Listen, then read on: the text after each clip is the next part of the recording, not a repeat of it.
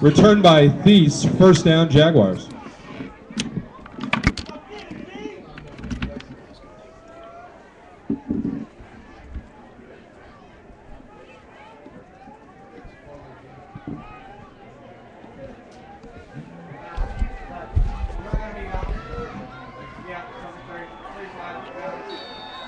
Welcome into 810varsity.com's coverage of Kansas Class 5A District 2 here in what is kind of a district championship game or a district runner-up game. Both these teams playing for a spot in the Kansas 5A state tournament. Mill Valley going on the road against Turner as a handoff goes right up the middle. Be LJ Hatch, or correction, Kendall Short with the ball as he angles right side, gets across the 40-yard line and works his way up to the 43. This is the go-to guy for by the Jaguars. Short, tackled by Finner. When he is First in the down. game, this offense becomes a lot more dynamic. This is a very good Mill Valley team that's controlled basically everyone on their schedule except for a brief 2-game stretch this year. I'm expecting some solid play out of this Jaguar team against a very well-disciplined Turner Golden Bear team. Skylar Windmiller, the quarterback, looks to the far sideline. The junior at 6'2", 180, going to work out of the shotgun this time. He's got Short to his left side. Two receivers split to the far side. Handoff will go Short near side, trying to get across the line of scrimmage, across the 45, hit, and works his way to the 48-yard line. Again, this time the Jaguars trying to go to that left side of the offensive line. This time a much better job by J.D. Howard of reading the play, sniffing it out in the backfield, and holding them to a very minimal game. Kendall Short at 6 foot 180 is a bear of a back in the backfield. He's been back and forth all year from what we have learned through injuries, whether it's been a shoulder or a couple of leg injuries. He's in there today, which proves that he is healthy and he could be a big part of this game. Well, you look at him out there. He's a big kid, especially at the running back position. 6'3", 215. He's going to be able to bang around against those defensive linemen as well as the linebackers and pick up some extra yards when they do give him the ball, which is very often. 11:05 left to go. First quarter of play, 0-0 score. 2nd and 5 on the Mill Valley 48-yard line. Handoff where it'll be a pass over the middle, over the cross, and down at the 40-yard line. See who they got on that. It was number 8. Looks like Ethan Rice made the opportunity there. And great job right there by Skylar Windmiller, making the right decision on the option play or on the option handoff. Pulled it right out of the belly of Short and made a nice, easy pass. Almost dropped, though, by Rice, but they are able to pick up that first down. So Rice catches and he'll go for a first down. Ball at the 40-yard line of the Turner Golden Bears. 1st and 10 as Windmiller looks to the far sideline. He's going to have Short directly behind him with 2 receivers split out to the far side, 2 receivers to the near side. So 4 receivers set, shotgun formation, 1st and 10. Fake handoff as Windmiller keeps it correct, as he was down just behind the line of scrimmage. And I think that may be something to keep an eye on today, Aaron. This field condition is a little less than what the guys would probably want. You see right away Windmiller lost his footing on this drive, and that's certainly going to affect every team, or both teams, pardon me, all throughout this game. Mill Valley going on the road to play the Turner Golden Bears in the final game of Week 3 of district play. Both teams 1-1 in district play, so a winner will take a spot in the Kansas Class 5A state championship. Handoff will go Windmiller, keeps it himself across the 40 and down at the 35-yard line. Carry by Windmiller, tackle by Galindo. So it'll be just short of the first down marker on a 2nd and 13 attempt. It'll make it a little bit shorter at about 3rd and 9. Well, there is actually a holding on the play against the Jaguars, and you could kind of see that when Windmiller went right through a wide open hole in his offensive line, probably aided by that holding penalty. So all of a sudden, this is going to be a much tougher second down play, and they're getting backed up way back. 46 degrees here at kickoff time on a cold and chilly Kansas night here in the Turner community. It'll push them back all the way to their own 45-yard line as it'll go technically for a loss of almost 15 yards. And thus far, the Jaguars very deliberate on the offensive end, or on this only possession of the game thus far. But every time they look over to the sideline, they set up early, and then they get the play call, and then make the adjustments on the fly. And so far, so good. Although the penalties have really hurt them. 10 minutes left to go. First quarter, 2nd and 20. Ball in the Mill Valley 45. Pitch goes to Short. Angles far side, trying to get across the corner. Has some yardage and bust in to Turner Golden Bear territory where he's marked down at about the 47-yard line. And again, it starts right at the line of scrimmage. Great job by the offensive line, by the Jaguars, creating a hole, and then it's all Short using that big frame, getting a couple extra yards with some tough running, and now it makes it a little bit more of a manageable 3rd down, but we haven't seen exactly yet how the Jaguars can do on a long passing situation. So it'll be 3rd and about Mill Valley here at the 47-yard line of the Turner Golden Bears. 3rd and 13 initially as they try and get everything set. Ethan Rice will go in motion at the top of your screen. They'll bring Wade Hanna as well as Henry Midyet. Hanna is the far receiver to the closest part of your screen. Shotgun formation. Pitch will go. Windmiller wants to run. Looking near side. There's a flag on the play. As the play's gone dead, it might have been offsides on the offensive line. Yeah, this is going to be a false start on the offense, which is not going to make their job any easier. Windmiller, I mean, you think about this Jaguar team, lots of running, but he can throw the ball a little bit. He averages 221 yards per game, throws at a 55% clip, which is okay, especially here in the high school game. But when you get into a 3rd down, about 13, 3rd down and 20 situation, you're in a bad situation for Mill Valley. Well, they'll officially mark it at 3rd and 18. Ball at the Turner Golden Bear 48-yard line. Windmiller looks to the far side part of your screen to try and get the call from head coach Joel Appleby. Now in just his 2nd year, I believe, at the head of this Mill Valley offense and actually Mill Valley team in general. Mill Valley has gone on a couple of slides. They've lost a couple, a big loss to Bishop Miege and a loss to Basehor Linwood. Timeout Jaguars. Kind of derailed a season that they were both undefeated. Well, Mill Valley, you and I both, Aaron, because we cover Basehor Linwood a lot, we were both looking forward to that game between the Bobcats and the Jaguars, 2 high-powered offenses, and Basehor flat out had their way with the team. Then they came back, lost the next week against Bishop Miege, but they've recovered quite nicely. Now they're in a pretty good position here to make the playoffs if they can take care of business against this Turner Golden Bear team. But that's easier said than done. Like I said, we cover a good amount of Basehor Linwood Bobcat football, and thus far, Turner has given them the best game of the year, almost really beating them here on this very field in Turner. So I'm not expecting a blowout by any means between these two teams. Jonas, you covered that game where they played what eventually went on to be the Kaw Valley League champion in the Basehor Linwood Bobcats. You were here for that game. You saw it firsthand. What were some of the things you noticed that Turner did well on the offensive side of the ball on that one? Well, to start off with, I thought Basehor came into the game with a pretty bad attitude. They started off pretty slow. They shot themselves in the foot a lot. They really made some bad decisions with the football, and Turner really came out with it with an inspired attitude. Came out flying all around, had some created some turnovers to keep themselves in the game, and really it started on the defensive end as they are right now, keeping the game very close because we know the Bobcats have a very high-powered offense, and they kept them under 30 for the first time all season. Trip receivers, far side part of your screen, belt high snap. Windmiller wants to throw as a receiver over the middle, and it's a drop pass. That's Ethan Rice was the intended receiver. He was crossing the 35-yard line as it just went in and out of his hands. Well, that's a bad drop right there. I'm not sure they would have gotten the first down either way, but you would have liked to at least complete that play, get you in a situation where you can maybe consider a 4th down opportunity right there. And Rebeck actually just flat out dropped a great throw right there by Windmiller, but missed opportunity, or at least a potential missed opportunity right now. They're going to have to give the ball right back to the Turner Golden Bears. Punt formation as LJ Hatch comes on to kick this one. It's a high end-over-end kick. We saw they had punting problems against Basehor last time we saw this team, as this one bounces out of bounds at about the 35-yard line. So that's where the Turner Golden Bears will take over here in this one after the first drive by Mill Valley here on 810varsity.com with 8:36 left to go first quarter. Goose eggs for both sides, part of the screen. And here comes Nick Bloomer, the senior quarterback, playing for the last time here at his home field here in Turner. Nick Bloomer is certainly more of a runner than he is a passer. Only averages 66 yards per game through the air. So again, I expect a lot of groundwork here out of this Golden Bear team. So Darian Griffin will be one of the backs alongside by Bloomer as well as Paul Berry. Paul Berry is to the left, Griffin to the right side part. 2 receivers top of your screen, one to the near side for the Turner Golden Bears. 3 down linemen for the Mill Valley Jaguars. They send a man in motion. High snap this time. Handoff will go, and there might have been a fumble in the background. Looks like Mill Valley quickly fell on it the second the ball was in danger. Interesting point at the beginning of this game. Pardon me. Both teams are very run heavy, but both teams have started out in 3-4 defenses, which means less guys on the defensive line, meaning that the linebackers are going to have a lot to do tonight.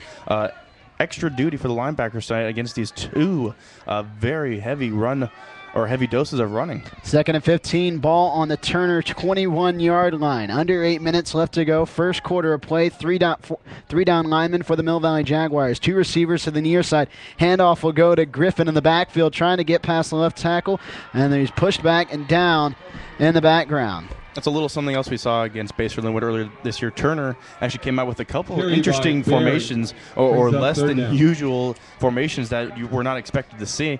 This time, Mill Valley saw that both running backs were stacked up right on top of each other with the quarterback standing next to it, and they weren't fooled at all, dropping them way deep in the backfield, making a very easy situation for the defense here at 3rd and 15. So it'll be 3rd and 15, Turner Golden Bear, about 19-yard line, if you want to call it that, as we have a timeout on, believe, the side of Turner. They want to work things out before they have this long 3rd down conversion. It'll be 3rd and 15 here in the early going here on 810varsity.com. My name is Aaron Berlin. We didn't get to formally introduce ourselves as we got on air late. My name is Aaron Berlin, joined alongside by Jonas Nordman.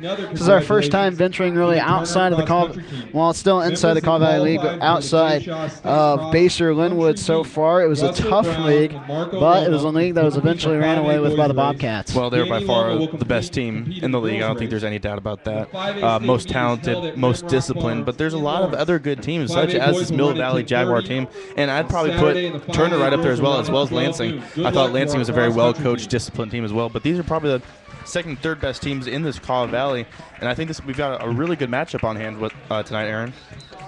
Again, Basehor leaving the league in 2014. They will head to the Frontier League after that. Kansas City Command season tickets for the 2012 Arena Football League season at Sprint Center are on sale now. Call 855-KC Arena.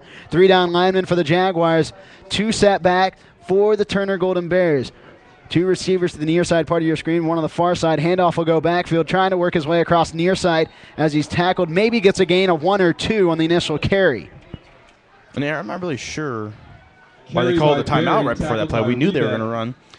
You know they're going to run and try to set up better field position for this punt. I don't know why you waste a timeout, even though it is the first half. Just something to keep an eye on as this game goes on. So Nick Rodriguez will come on to punt for the Turner Golden Bears. LJ Hatch back at about the 42-yard line, front and center for the Jaguars to receive this one. High end over end kick, going to bounce at the Golden Bears 48 and works its way across midfield down to the Mill Valley 43-yard line. So Jaguars will come back out working right to left across your screen. Skylar Windmiller, after having a couple of dropped passes by Ethan Rice and Staten Rebeck, hopes to get some completions on this drive. Yeah, he went 1 for 2 on that last drive. He put one right into the breadbasket of Rebeck. Just a bad drop, pardon me. But again, they're using the run to set up the pass, and let's see if they surprise him here on 1st down potentially.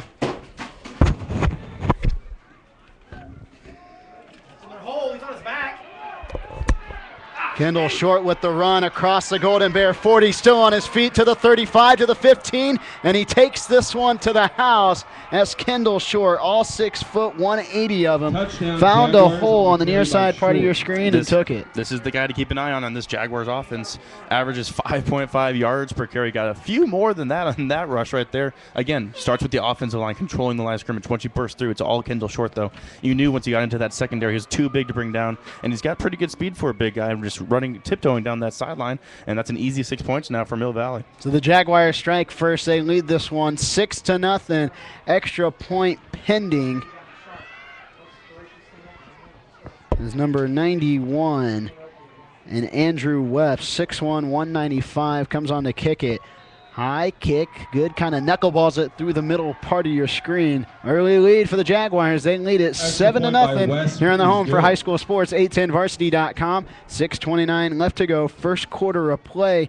Kendall Short coming as advertised. Oh, he's been great thus far. Huge back. Really, you have to see it to believe it. Really big running back there, something you're not accustomed to seeing, especially in the Kaw Valley. Has good enough speed, and I've been really impressed with the offensive line thus far. They're creating a lot of holes and creating a lot of opportunities for Kendall Short, and that's where it all starts for the running game. He had a hole about as big of a truck to run through, and more importantly, he was able to tightrope the sideline, which I was very impressed with that. He had people all around him just able to work that speed through. Absolutely. I mean, big back, you expect power, not exactly the most grace, but as he was going down that sideline, you worried about him maybe falling out of bounds. No problem. It also helped that the Turner defense was really nowhere to be seen, but, I mean, that's just details. Short had 5 touchdowns coming into this game. He tallies another one, making it 6. every bit of impressive so far as Mill Valley has been advertised. They came into this game with just 2 losses to Bishop Miege as well as Bayshore Linwood. Both those teams playoff-bound teams. Miege, the winner of this district. These 2 teams, Turner Golden Bears as well as the Mill Valley Jaguars, playing for second and a spot in the playoffs. High end-over-end kick going to be taken at the 10-yard line. Works his way middle, trying to get a block across maybe the 25-yard line to the 26. Returned by McCallum, tackled by Clark. First down, Golden Bears. So it'll be 1st and 10. Ball on the Turner 25-yard line. 6:23 left to go. First quarter of play. 7-0 in favor of the Mill Valley Jaguars after a big run by Kendall Short. So the Golden Bear offense will come out once again. They were stalled on a quick 3-and-out on their first drive. Nick Bloomer, just a junior quarterback at 5'10". Shotgun formation. He's got 1 back. 2 receivers to the near side part of your screen, 2 to the far. That'll equal 4. Bloomer barks out the signal. Stands, waits. 6:23 left to go. Takes it. Handoff, and it'll be to Paul Berry, the 5'10", 180-pound sophomore. And right now, Mill Valley is controlling every aspect of the line of scrimmage. Offensively, creating a lot of holes for Short. And now defensively, they've been doing a great job of bursting through Turner's own offensive line and creating havoc in the backfield for the Turner Golden Bears. So it'll go for a loss of 3 yards. 2nd and 13, ball at the Golden Bear 22-yard line. Golden Bears working left to right. 2 receivers set far side, 1 receiver near side, as Darian Griffin is to the right of Nick Bloomer, and Paul Berry is to his left. They're about 3 yards behind the offensive line of scrimmage. They almost got the defensive front of the Jaguars to budge right there. Handoff will go Griffin. Griffin angles left side, finds a hole, and he's still on his feet, and he's brought down just shy of the first down marker as Darian Griffin could have ran for a while had they not gotten that shoestring tackle. Great speed right there out of Darian Griffin coming across the line of scrimmage on that little fly sweep route right there. Griffin, by the time he made it past the line of scrimmage, it was just him and a couple DBs, and great job right there by the Mill Valley defense to make sure he went down and didn't end up scoring a touchdown. Again, thank you for tuning in to 810varsity.com. Right now, you're watching the Turner Golden Bears take on the Mill Valley Jaguars here in a battle for a playoff spot in the Kansas Class 5A. It'll be 1st and 10, ball at the 35-yard line. After the big run by Darian Griffin, picked him up the first. 35-yard line of the Golden Bears. 2 receivers set near side, 1 back behind Bloomer.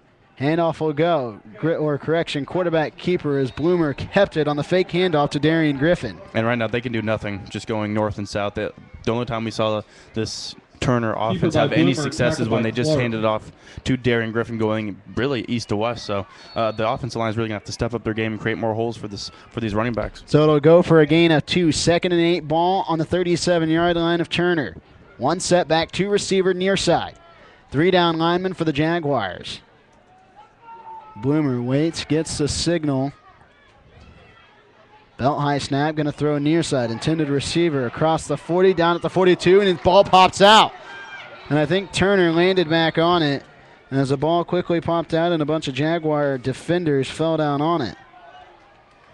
Second time tonight that Turner's put the ball on the ground. They need to get some better ball security right now or else this is going to be a long evening for them. Reception was by Eric Doherty on the near side part of your screen.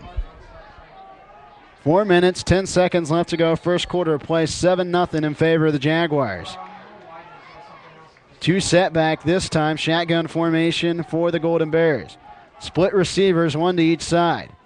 4 down linemen this time for the Jaguars. Fake handoff, quarterback keeper, going to keep it. Bloomer throws it. Eric Doherty across the far side, still on his feet across the 40. Down at the 44-yard line, close to the first down marker on the 3rd and 4. Beautifully drawn up screen right there. All sorts of fakes and handoffs. But by the time Bloomer finally stepped back to throw the ball, the Mill Valley defense had no idea what was going on. And Doherty was wide open on the left side of the formation. So it will be enough for a first down on the 3rd and 4 attempt. They will continue to move the chains.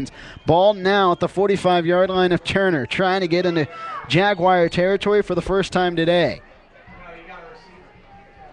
Bloomer, the 5'10", 155-pound junior here on senior night, trying to lead his troops. Shotgun formation, 2 setback this time for the Golden Bears. 2 receivers to the near side part of your screen. 3 down linemen for the Jaguars. Fake handoff. It'll go as Darian Griffin takes it, works his way across the 50 and down into Mill Valley Jaguar territory. How about the 5'6", 160 little running back just powering his way through? They haven't been able to do anything with the bigger running backs, but little Darian Griffin just keeping those legs churning, picking up some good hard-earned yards right there. Does it remind you of another little back in this league, maybe a Paul Jones? Oh, yeah, out of Piper, yeah. Kid has some moves also. Little backs all across the Call Valley League this year. So with 3:17 left to go in the first quarter, Golden Bears moving the ball efficiently as they are now in Jaguar territory for the first time. Nick Bloomer, the senior, correction. Two receivers near side. They send a man in motion. Going to drop back, wants to throw over the middle, has a receiver, and it's picked. L.J. Hatch was on the reception, working his way right to left, and he's down at the 39-yard line of the Mill Valley Jaguars. L.J. Hatch, though, went up and grabbed it as he was on the coverage. Great job by L.J. Hatch. It was actually a well-thrown ball initially by Nick Bloomer, but it just hung in the air just a little bit too much, and Hatch, out of nowhere, came from behind, picked off that pass as there's actually an offensive lineman hobbling off the field for the Bears. Getting the number on it. That is Zach Ramsey. We'll keep an eye on that. But, again, good job by L.J. Hatch, just really out of nowhere making that interception, giving the ball right back to the Jags. So after the Jaguars scored a touchdown on their last run on a big run by Kendall Short, they'll come out once again. Shotgun formation this time. Handoff going to go. Short angles left side, gets across, maybe to the 46-yard line. As the hole quickly collapsed there. Yeah, but Short is showing off a whole variety of moves right now. This time going to the right side of the offensive line, showing off a little bit of a spin move also before being brought down. Right, he's being able to do whatever he wants at this point. Kendall Short wasn't available for the game against Bayshore Linwood. And I think had he been available in that game, the Bobcats might have been in a little bit of a trouble. The quarterback keeper, Windmiller, has the first down across the 50 and falls forward to the 48-yard line on the quarterback keeper. So it'll be a 1st and 10 for the Jaguars after the keeper by Windmiller. Football's a game of trends right now. It looks like the Jags think they found something on the right side of the offensive line. 2 straight runs over there. We'll see if they keep attacking that zone. 1st and 10, ball on the Tiger 48-yard line. Jaguars threatening here in this one. Shotgun formation, 2 receivers near side part of your screen.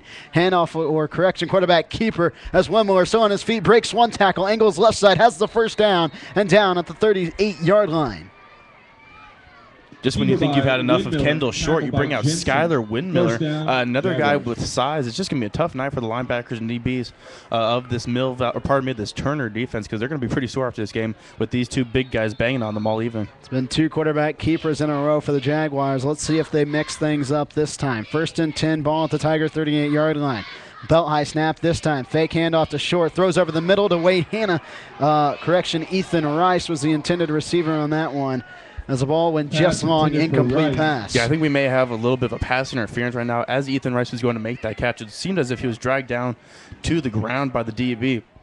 And on that play, Mill Valley probably had some guys wide open. They brought the blitz on that play. Good job by Windmiller recognizing it, getting the ball out quickly. And I do believe, this ball is being moved forward. It will be pass interference. So good job, good recognition that time by Windmiller, getting the ball out quickly, and it ends up to the Jags' benefit. So pass interference that time. It'll move the ball that much closer to the end zone for the Jaguars. They had no problem getting in last time as Kendall Short ran off about what was really about a 45-yard run, it looked like. Yeah, great effort again by Kendall Short on that touchdown run, and now they're getting dangerously close to the red zone for the first time tonight. Shotgun formation, Kendall right side. Quarterback keeper, Windmiller keeps it again, pushes himself behind his offensive line, is close to the first down, but I think they're going to mark him just shy. I think it'll go for initial gain of 8. Yeah, Windmiller's a big, powerful guy. That time he ran into his own offensive lineman, just pushed him aside as to say, excuse me, I'm trying to do some running here. Good job by Windmiller picking up 7 yards on that first down run. Correction, will be a gain of 7, 2nd and 3.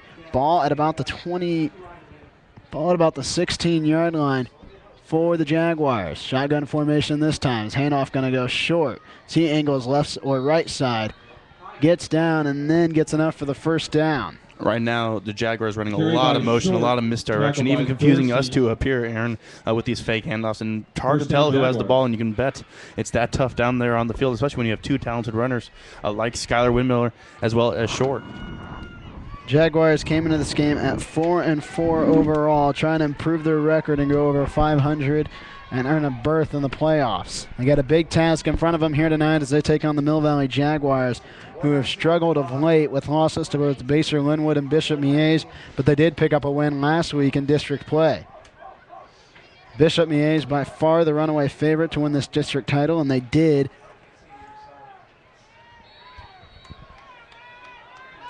Shotgun formation this time. Short right side part of Windmiller. Handoff will go short. Angles left sword. Correction, quarterback keeper as Windmiller took it and tried to push behind his lineman. Again, the Golden Bears bringing a little bit of a blitz right there. They are daring Windmiller to beat him or beat them with his arm.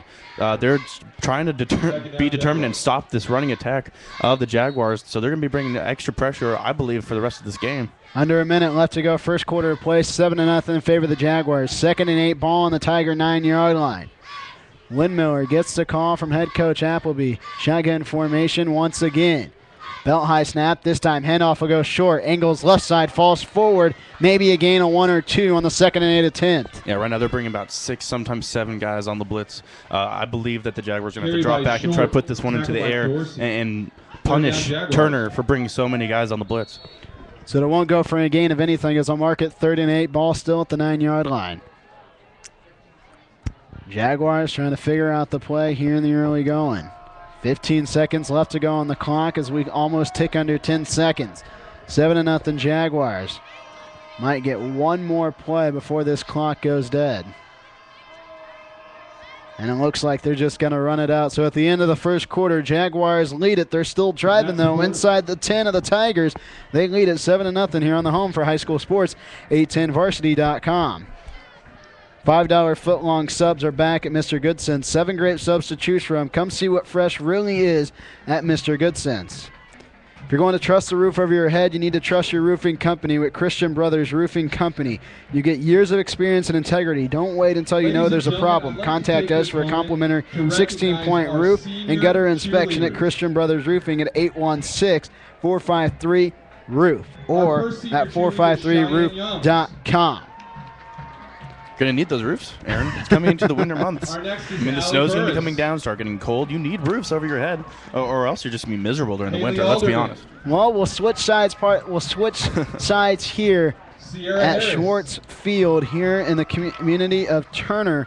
Mill Valley on top here in the early going after a big run by Kendall Short. They lead it here 7-0 here on the home for high school sports, 810varsity.com. Jonas, looking forward after one quarter of play. We still have a lot of football left to go. But what is one of the things that really has impressed you so far here in the first couple of drives? I talked about it a little bit, or really a lot throughout that first quarter, but I've been really impressed by how Mill Valley has controlled the line of scrimmage on both sides of the ball, really. On the offensive side, they're really getting those defensive linemen out. They're pushing them back. They're opening up a lot of great holes for Windmiller as well as Short. And defensively, they're stopping a lot of what Turner's trying to do in terms of their running attack in the backfield. So Turner's having some trouble offensively, but that's in due part a lot to the defensive line of Mill Valley. So we'll start the second quarter of play here. 3rd and 8, Jaguars inside the Golden Bear 10-yard line. Goes under center. I formation set as Short stumbles in the backfield and he'll lose a couple. Interesting play right there. Short actually taking the snap as he was coming across. Again, field conditions playing a huge part right there. Short slipping in the backfield. Again, you're going to have to keep an eye on that all throughout this ball game. It's a cold, wet, slippery field here on a 40-degree Kansas night here at Turner. 4th and 10. And we'll see if they decide to go for it. Windmiller goes up to the line of scrimmage, calls the play. 2 setback, fake handoff. Windmiller rolls out near side, play action pass, looking to throw, has a receiver in the end zone. Touchdown, Mill Valley. It was Ethan Rice, the 6'1", 170-pound junior. Interesting call right there on 4th down 10. They say, Skylar Windmiller, we're going to give you the ball, roll him out. It was actually well defended right there by Turner. Windmiller running out of options real quick, just sort of flipped it to the back of the end zone into the corner, and Rice was there making a good grab right there in the corner. Sort of a play that could be a bit contentious. I'm not sure if he got control of the ball and stayed in bounds, but the officials called the touchdown, and that's where we are right now, 13-0. So it'll bring out West once again, takes the 3 sides to the left, is now the offensive line. We'll go under center. Wesp has already made one extra point here today. Let's see what he can do. Stanton Rebeck will be the holder for this one. It's a high knuckleball kick right through the middle part of your screen. 2 touchdowns early on for the Jaguars. They lead it 14-0 here over the Turner Golden Bears. We did see some positives out of the Golden Bear offense last time. They were able to move the ball efficiently. They worked their way into Mill Valley territory. But an interception by L.J. Hatch kind of turned things around. Yeah, we saw them able to move the ball a little bit on the ground. Good job by Darian Miller, especially on the fly sweep play. But when they had to go to the air with Nick Bloomer, unfortunately, he threw the interception. We'll see if that's a problem throughout the night. If when they do decide to actually pass the ball, are they going to be able to not turn it over or at least complete passes? Otherwise, it's going to be much easier for this Jaguar defense just to pin their ears back and attack the running game with the Turner Golden Bears. 11:20 left to go, second quarter, as the Golden Bears come on once again as a special teams unit. Here on 810varsity.com. Thinking about buying or selling a home? If you are, I know about 6,000 agents who would like to charge you way too much. Or you can call our friends at Realty 1.5 if you want. Red 7, hot route service, and want to save thousands of dollars. Give them a call at 913-302-7886. Again, 302-7886. So Turner trying to stay in this one. They find themselves down 14-0 after 2 early touchdowns by the Jaguars. West will come on to kick it once again. Ball right at the 40-yard line. A trip to the Kansas State playoffs on the line here in this one. West, this kick's a good one. It's a line drive, high end over end kick. It'll be taken about the 15-yard line. Full steam ahead, works across the 20, finds a hole, and he's into the secondary, and the only man that can catch him is Andrew West. Still on his feet across the 40 to the 35. He might run for days. Look at him go. Touchdown, Turner. Oh, my.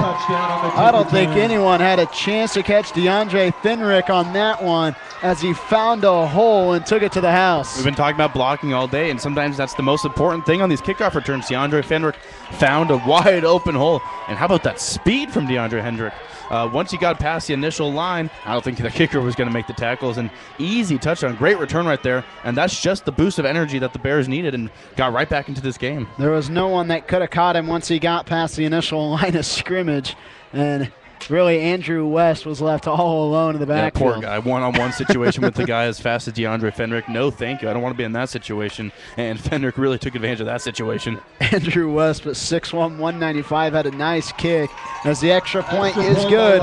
So we're talking about it. Things were starting to get a little out of hand as Mill Valley put up 2 early touchdowns, but the big kick return by DeAndre Hendrick finds his Golden Bears back in it.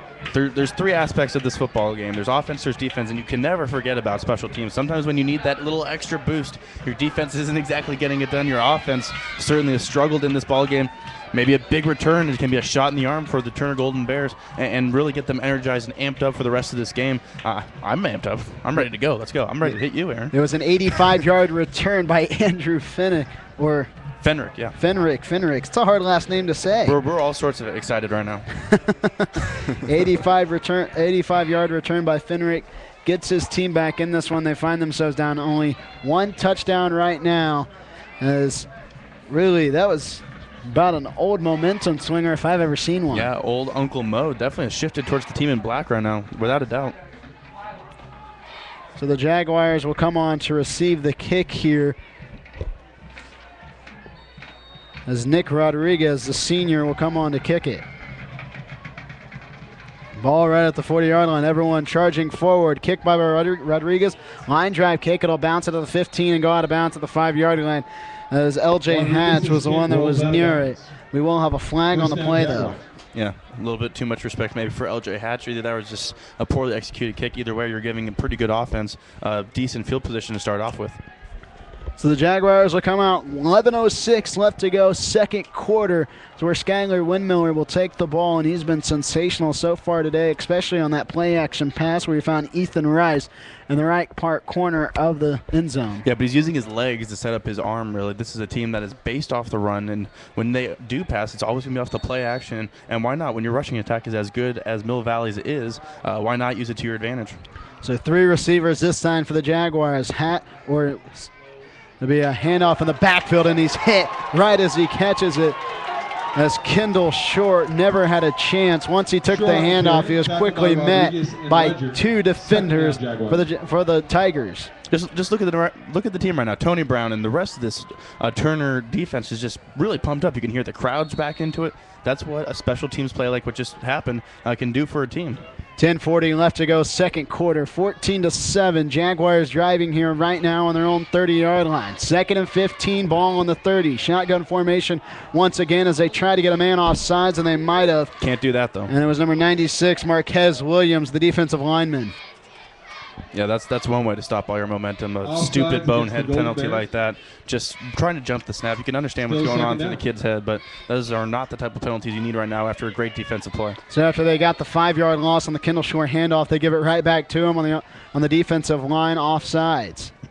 3 down linemen this time for the Jaguars, or for the Tigers. Shotgun formation for the Jaguars once again. 2nd and 10. Fake handoff, going to throw over the far side. Has a receiver about 5 yards short of the first down marker. Reception by Midget. Henry Midget was on the reception. So it'll be 3rd and 5 with just over 10 minutes left to go.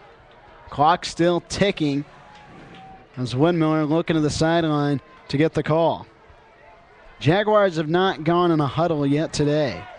It's been mostly no huddle situations where they'll line up 2 receivers to each side, and then they'll get the call by head coach Appleby. In fact, you can see them looking over. There's players on the sideline holding up a binder with paper in there and signs on there. They're looking at that paper as well as the coaches trying to get their play. But I guess it's not working enough because they just had to call another timeout right there. The Jaguars will take a timeout here in this one. Your score, 14-7 on the home for high school sports with 9:43 left to go, second quarter. Jaguars on top over the Turner Golden Bears. Hey everybody, Nick and Jake's Real Food, Honest Drink. Nick and Jake's, the proud title sponsor of 810varsity.com. Check out our promotions throughout the season on Facebook or on Twitter. At Nick and Jake's is the Twitter handle if you want to check that out. I do. I hear you're huge on the tweeters, by the way, Aaron. So maybe you should go see that. Hey, if you ever want to follow anyone, you want to get some good content, don't follow you. Aaron_Berlin is a great Twitter handle. Selfish plug right there, but hey, that's what it's all about, right? Yeah, apparently. All about you. It always has been. Second quarter of play, 9:43 left to go. 14-7 lead for the Jaguars.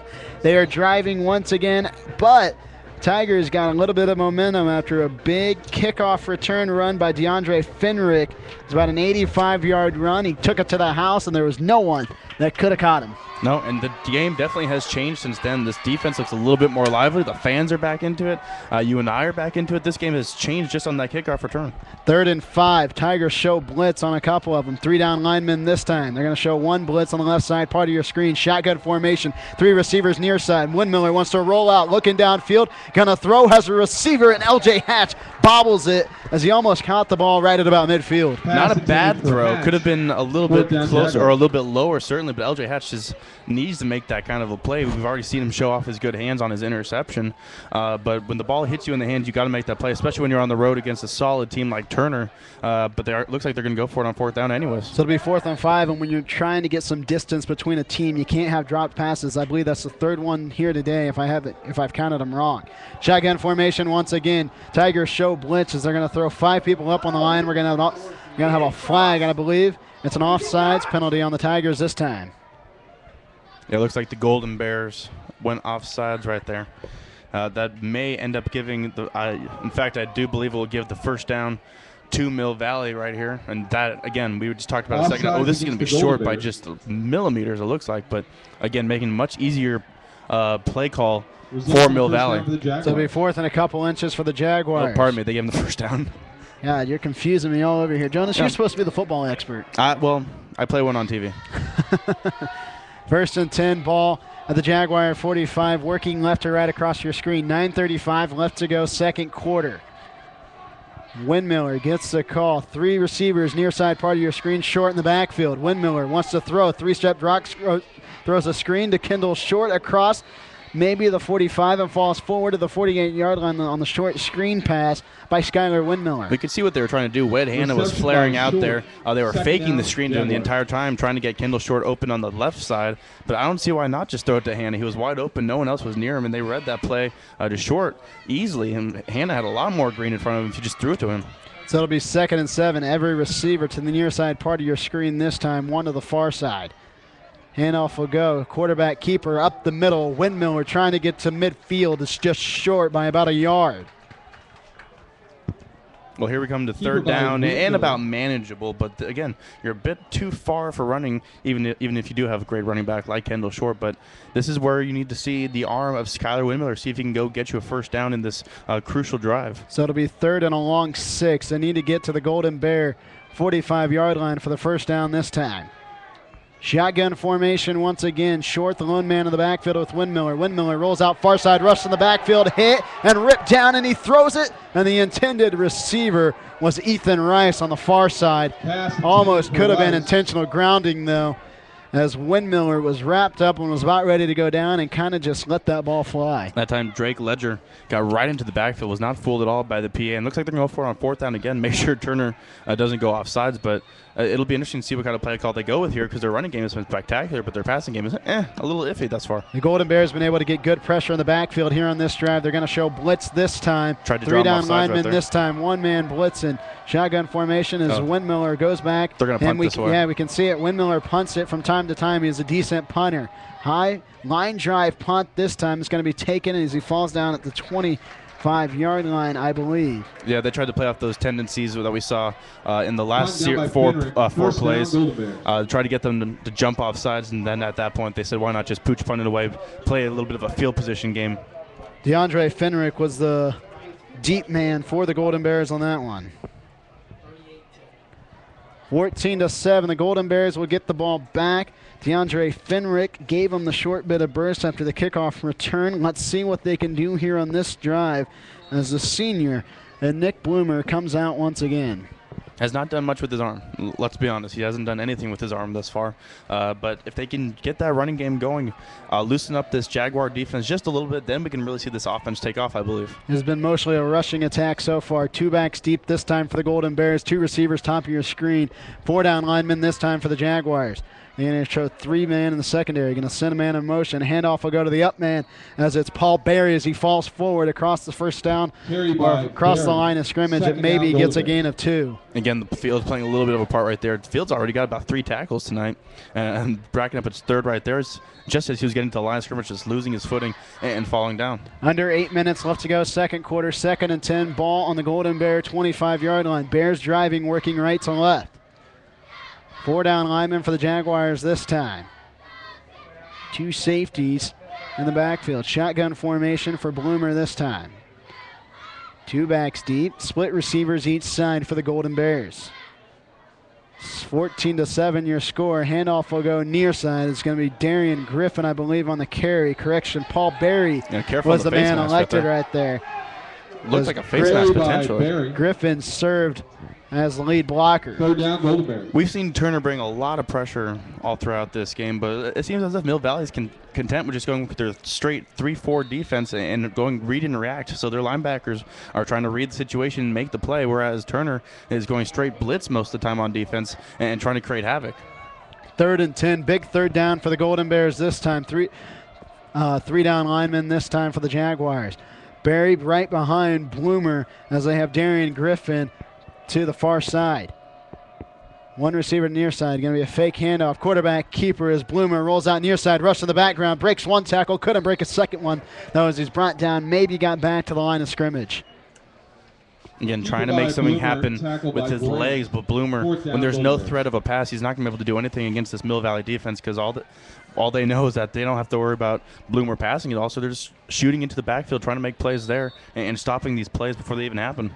It will bring up a 4th down, and they will punt it. Punt formation for both teams. LJ Hatch back deep at about the Mill Valley 35-yard line. High end over end kick this time. Hatch signals for a fair call to be down about the 39-yard line of the Mill Valley Jaguars. So that's where they'll take over on the near side hash mark for the Jaguars. 6:12 left to go, second quarter, 14-7 in favor of Mill Valley.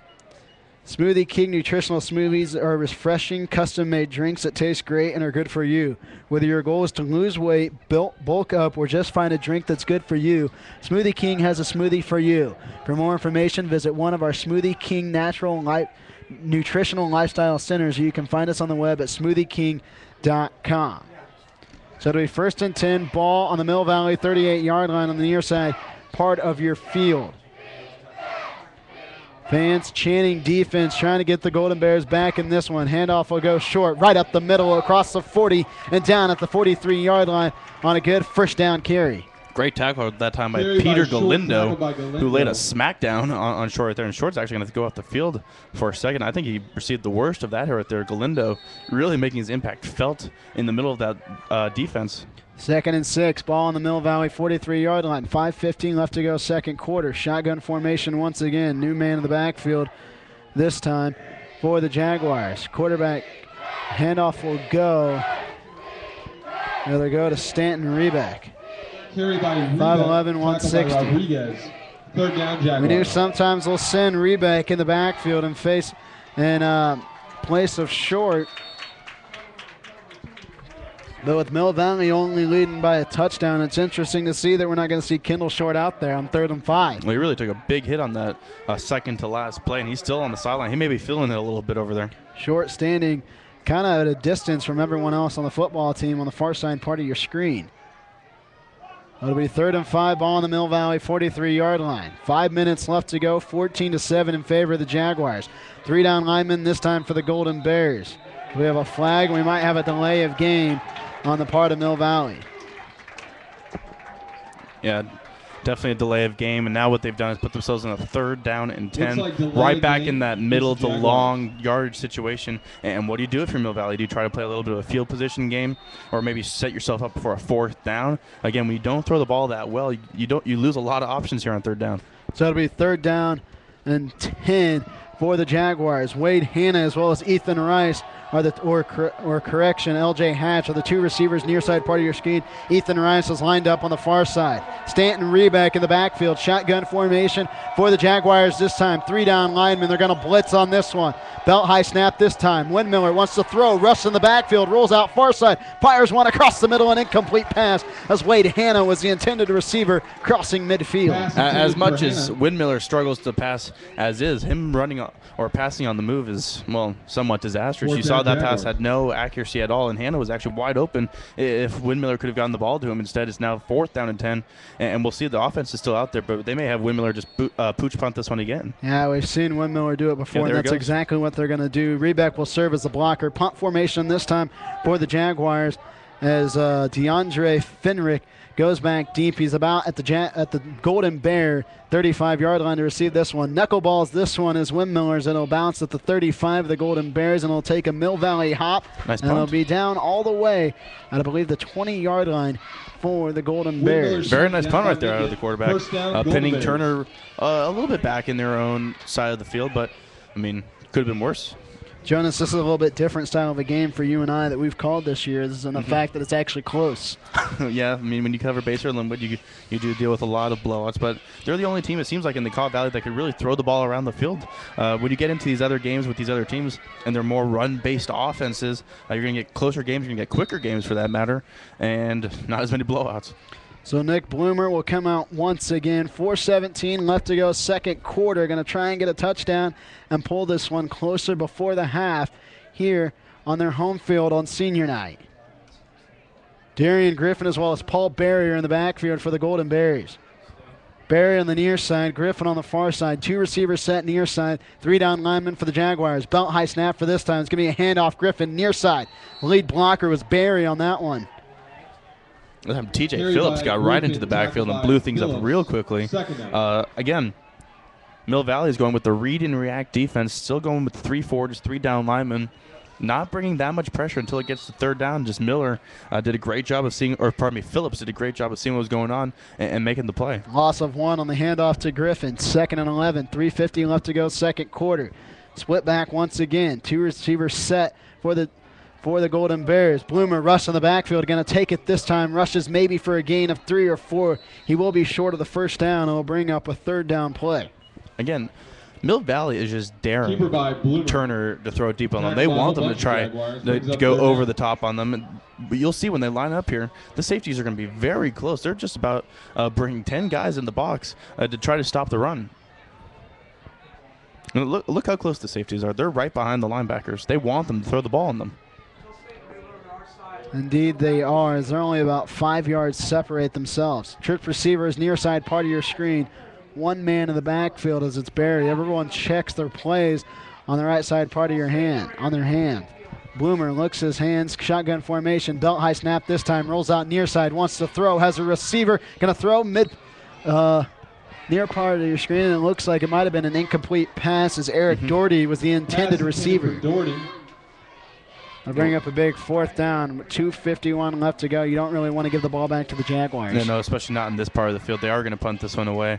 Smart decision. I mean, you're going to have to go trust your defense that they can keep it close or keep it to this 1-possession game. And maybe it goes to half. Maybe you get 1 more possession. But either way, this is the right call.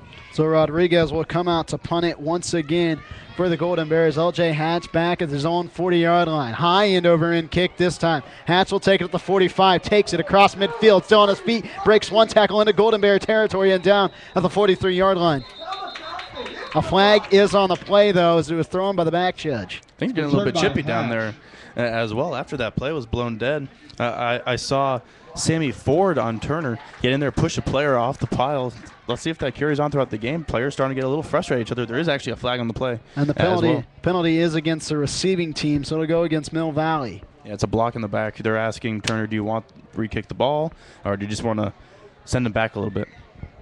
And it looks like they'll like to send him back a little bit. It'll take them back into their own territory as they've gotten down to maybe the 43-yard line of the Golden Bears. So it'll be about a 10-yard penalty. It's where Mill Valley will start this one. Ball at the 46-yard line of themselves. 1st and 10 as Skylar Windmiller comes out once again.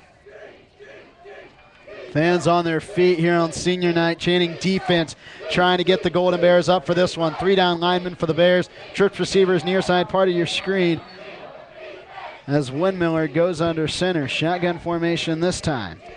Going to throw, 3-step drop, going to throw far side, has a receiver streaking down the field. It's Ethan Rice, and he caught it right at the 15, still on his feet. Touchdown, Mill Valley. Ethan Rice went one-on-one, caught the ball low, and just kept pushing those legs forward. Yeah, and we talked about it earlier. Why not just try to go deep on 1st down? The other team is expecting you to try to run the ball. And as much as we talked about how much Mill Valley struggles to throw the ball and Windmiller struggles to throw the ball, that was a beautifully thrown ball right there.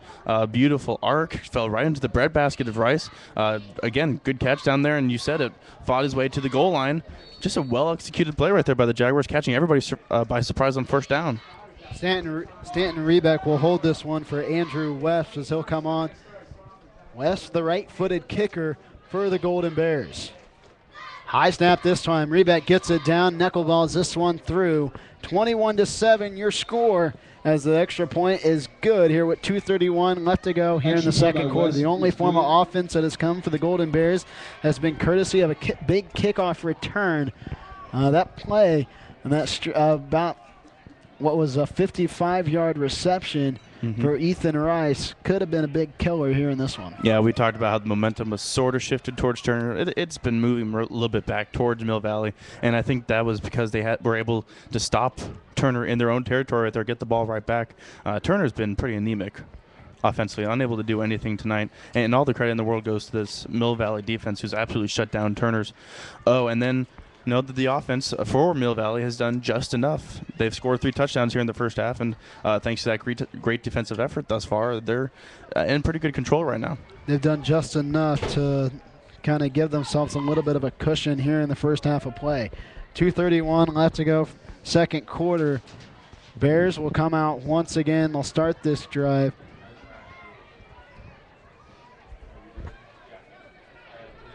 So Andrew West will come on to kick.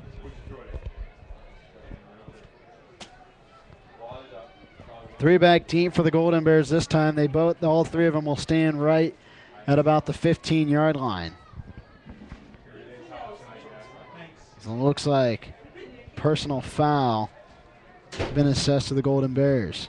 And they're going to move this one actually past midfield. So Wesp is going to have an opportunity to kick this deep into the end zones. If he doesn't get a touchback, it'll be somewhat disappointing for the Jaguars. Yeah, Wesp will kick at the Golden Bear 45-yard line. Ball on the left hash mark. So Wesp will come on to kick once again. Gets his footing. 3 back, or only 2 back deep this time for the Golden Bears. Wesp's the right-footed kicker.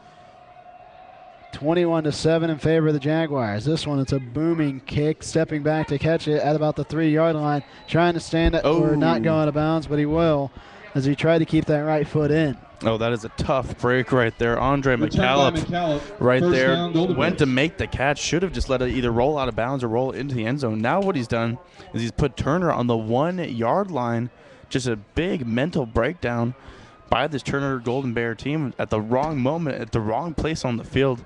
Perfect opportunity for Mill Valley to really take complete control of this game. Ball right on the 1-yard line. That's where Nick Bloomer will come out at his own 1. 1st and 10, down 14. Trying to get back in this one. Just 2:31 remains in the second quarter of play here before halftime at Schwartz Field. I should give McCallum a little bit of credit. It looks like it's actually on the 2-yard line, so they're not in as big of trouble. Oh, they got it as 1 right there on the scoreboard. That's where I'm reading it off of. That's too far for my eyes to see. 2 set back this time for the Golden Bears. 2 receivers split, 1 to each side of your screen. Shotgun formation once again. Handoff will go right up the middle, still on his feet and into the secondary. Look at him go across the 30 to the 35. Only one man can catch him. He's pulled down on the back across midfield and in the Mill Valley territory is Paul Berry on the carry. And you can tack on 15 more for the horse collar tackle. Otherwise, Berry would have been gone. You can see the flag there around the 50-yard line. Blatant horse collar. I'm surprised the ref that was running with him didn't make that call. But either way, this will be a personal foul, horse collar tackle. Yeah, 15 more yards are coming for Turner. And just after I criticized the team for making a bonehead decision, how about that? Anytime you can give it to Paul Berry and rack off about a 50-yard run, why not? Paul Berry came in as the Golden Bears' leading rusher. 352 yards coming into this game. He was averaging around 4 yards per carry. I think his yards per carry just went up on that one. Just a bit.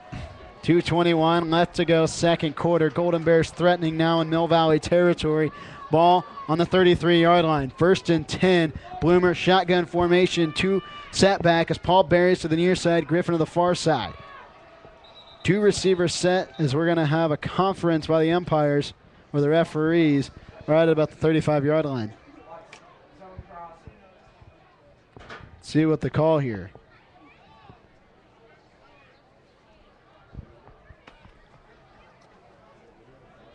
So it'll be 1st and 10, ball 33-yard line for the Golden Bears. 2:18 left to go, clock ticking. 2 setback this time. Handoff will go to Griffin. Griffin rumbles and bumbles right up the middle, still on his feet and into the secondary. Down at the 28-yard line. It'll be enough for a Golden Bear first down. That's the second time we've seen Griffin do a good job of power running. Again, we expect him to be the speed guy, the lightning guy with all that speed, but about 2 or 3 times now we've seen him burst through the offensive line and drag tacklers with him. Good run. Griffin at just 5'6", 160 pounds, a junior. Griffin now in left part. Berry is the deep back this time. Handoff will go to Berry, near side. Trying to scored his way for a couple extra yards as he was backed up in the backfield. As you can credit Ryan Smith, the defensive lineman, in on the tackle. So it'll be 3rd and 2. 1:35 left to go, second quarter. Clock still ticking. Golden Bears trying to get some points up on the board here before halftime. 3rd and 2, ball on the Mill Valley 25-yard line, working right to left. Shotgun formation once again as Bloomer has Rodriguez to the near side part of your screen. 1 tight end set. Shotgun formation, rolls out far side, wants to throw, has a receiver, stumbles, and it's Rodriguez across the first down marker and down maybe at the 20-yard line. Good play call, good play design right there. Rodriguez lining up in the backfield that time. Sometimes lines up as a tight end, sometimes lines up as a wide receiver, but as they went for the play action, Rodriguez is slipping through unnoticed by the Mill Valley defense. Easy catch right there. If he stayed on his feet, could have gotten a lot more yards right there. Mill Valley at 6-2. Turner at 4-4. These two teams evenly competitive here in this one. Under a minute left to go. The Golden Bears are going to have to hurry if they're going to get any points on the board. 1st and 10, ball at the Mill Valley 15. Threatening once again, shotgun formation, only one in the backfield. Bloomer rolls out far side, has a receiver, and Griffin spins, trying to get a couple extra yards across the 15 and down maybe at the 13-yard line. Reception by You'd expect a timeout to be taken. There it is. Each Mill Valley has one timeout, but more importantly, Turner now also has one timeout after they just took their second. So good job by Alan Terrell right there. Call the timeout, settle your offense, and figure out what you want to do here on 2nd down. Just 39 seconds left to go here in the first quarter. Hey, everybody, make sure to make 810varsity.com your central hub for the playoffs. At Playoff Central, get live district standings, live updated playoff brackets, your source for the playoffs, 810varsity.com. Both these teams hoping to make the playoffs at 1-1. They each have a loss to Bishop Miege. Miege will win the district more than likely, pending a win tonight. Well, this game essentially is a winner go home right now, or in Turner's case, winner stay home.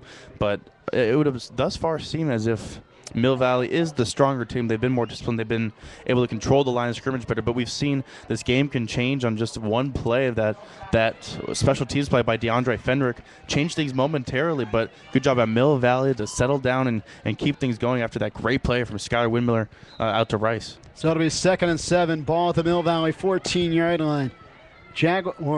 Golden Bears threatening with just under 40 ticks left to go here in the second quarter of play. 2 backs deep for the Golden Bears, 2 receivers far side, 1 receiver to the near side. Griffin and Barry are the 2 set back deep. Shotgun formation this time, 3 down linemen for the Jaguars. Bloomer takes the snap, wants to throw just high and incomplete. Pass intended for Doherty. As Ryan Bath, the defensive back, was in there on the coverage, he almost had a pick. As well as Jake Theis, neither of them were fooled by that play at all. They were coming in on the blitz, stopped dead in their tracks after seeing what was going on. Bloomer stared both of them down as he was staring down Rodriguez as well, and almost came away with a turnover right there. It'll only take 3 seconds off the clock, though. 36 seconds left to go, second quarter. 3rd and 7, ball at the 14-yard line. They need to go 14 yards for a score here in 36 seconds. Pistol formation this time for the Golden Bears as Barry's right behind Bloomer. Bloomer rolls out far side. He's hitting the backfield. He's going to be sacked. As Ryan Smith, the defensive lineman, came on the sack, though. It wasn't just him, as Bloomer was hit immediately. Yeah, coaches up here are not happy with Nick Bloomer. He held on to the ball a little bit too long right there, hoping for a quick outlet screen right there. And I was about to say, I'd be surprised if Turner didn't take a timeout right there, which they did. And now you're into 4th down and very long. And for a team that hasn't passed well at all tonight, you've got to love the situation that Mill Valley's in right now. So with just 23 seconds left to go, Turner takes their final timeout of the half, and why not? It's just going to go to waste if you don't use it. Well, you don't win the game if you still have timeouts left in your pocket. So good job by Turner using that time. Otherwise, the clock would have wound all the way down, especially after a sack when everything's a little bit hectic. So good job settling everybody down. But still, it's 4th down and 20. I'm not sure exactly what Turner expects to do right here.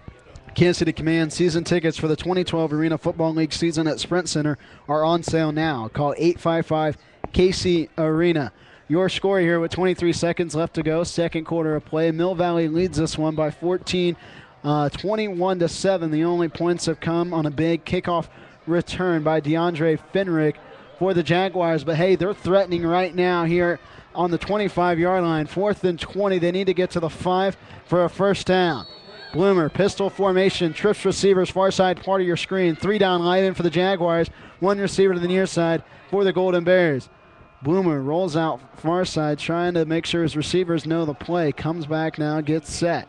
23.9 ticks left to go on the clock. Pistol formation. 4th and 20. Bloomer takes the snap, belt high snap, going to throw long. And it's intercepted in the end zone. As I believe Jake Theis, the wide receiver and defensive back, came down with it. There's just nobody there for Bloomer. I'm not exactly sure who he's throwing to. There's some guys going on the underneath routes, but there's no one there. Again, when you're one-dimensional and you get into these 4th and 20 situations, there's just nothing Turner can do. Would have liked to at least gotten something out of that drive if you're Turner. Turner just 4-4, trying to get over that 500 mark here today. 16.9 seconds left to go, second quarter, 21-7 in favor of the Mill Valley Jaguars. Skyler Windmiller will come on once again. He'll take possession at his own 20-yard line. Low snap this time. Windmiller wants to throw far. Ethan Rice, the intended receiver. First down, about a yard past the first down line marker. We'll move the chains here with 10 seconds. Yeah, we were wondering, or I was wondering, how was Mill Valley come out and treat these last 30 or 20 seconds or so. And they're coming out there trying to score some points right now. Windmiller over to Rice and got out of bounds. They still have 10 seconds to play with. 10.7 seconds remain on the clock. First and 10, ball at the 20-yard line for the Jaguars. Expect to see a deep fade route. Windmiller calls the play. Three receivers set. Belt high snap this time. Three-step drop. Windmiller wants to throw long. Rice, the intended receiver. Did he come down with it? He bobbled it. He made the catch. I'm not sure if he's in bounds or not. Let's see what the official ruling is. It is a completed pass. It'll be first and 10 inside Golden Bear territory. Still with 3 seconds left to go on the clock. Yeah, they're going to call a timeout right now. Ethan Rice has had a handful of big receptions so far for the Jaguars. Timeout Jaguars. Timeout Jaguars on the field. $5 footlong subs are back, everybody, at Mr. Goodson's. 7 great subs to choose from. Come see what fresh really is at Mr. Goodson's.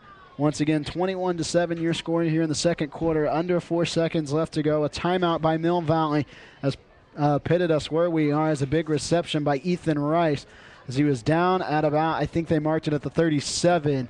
About more than a 40-yard gain for Ethan Rice on that reception. Huge play right there. Now you have options if you're Mill Valley. You're too far for field goal range in all likelihood, but you do have Short, who we've seen has the potential for a big play, and you can bet that Turner's going to be playing some prevent defense right here, probably putting their safeties on the goal line to prevent another long pass play. Why not give it to Short, see if you can do a little something here on the ground, maybe barge his way into the end zone. Since Kendall Short went out with that injury, we have not seen him since. Or they never officially called it an injury. He was back on the field for that last play, though. I was watching. He was there in the running back position blocking on the play. So Kendall Short will come out for this one. It's a good thing you have better eyes than I do, Jonas. Yeah. Pistol formation this time, it looks like, as Short is lined up directly behind Windmiller. 3 receiver sets on the near side. Low snap this time. Windmiller wants to throw. Looks near side. Gonna throw long. LJ Hatch in the end zone. He couldn't come down with it. LJ Hatch had the reception crossing across the end zone. And that'll do it here at the end of the second quarter of play. Jaguars in front here in this one in the early going. 21-7 here on your home for high school sports. A10varsity.com. We'll be back here when the third quarter of play resumes. Penalty is holding on the play. It's declined, and that brings us to half.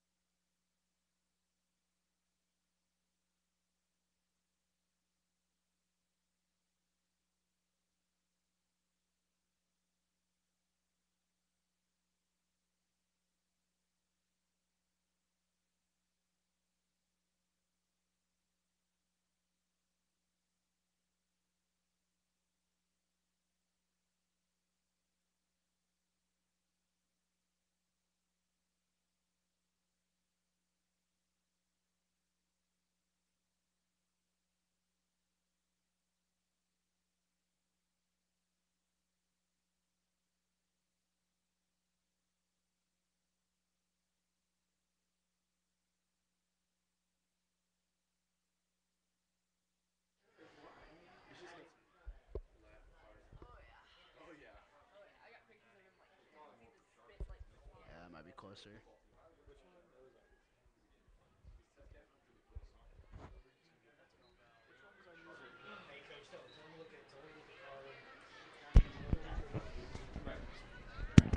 Check, check.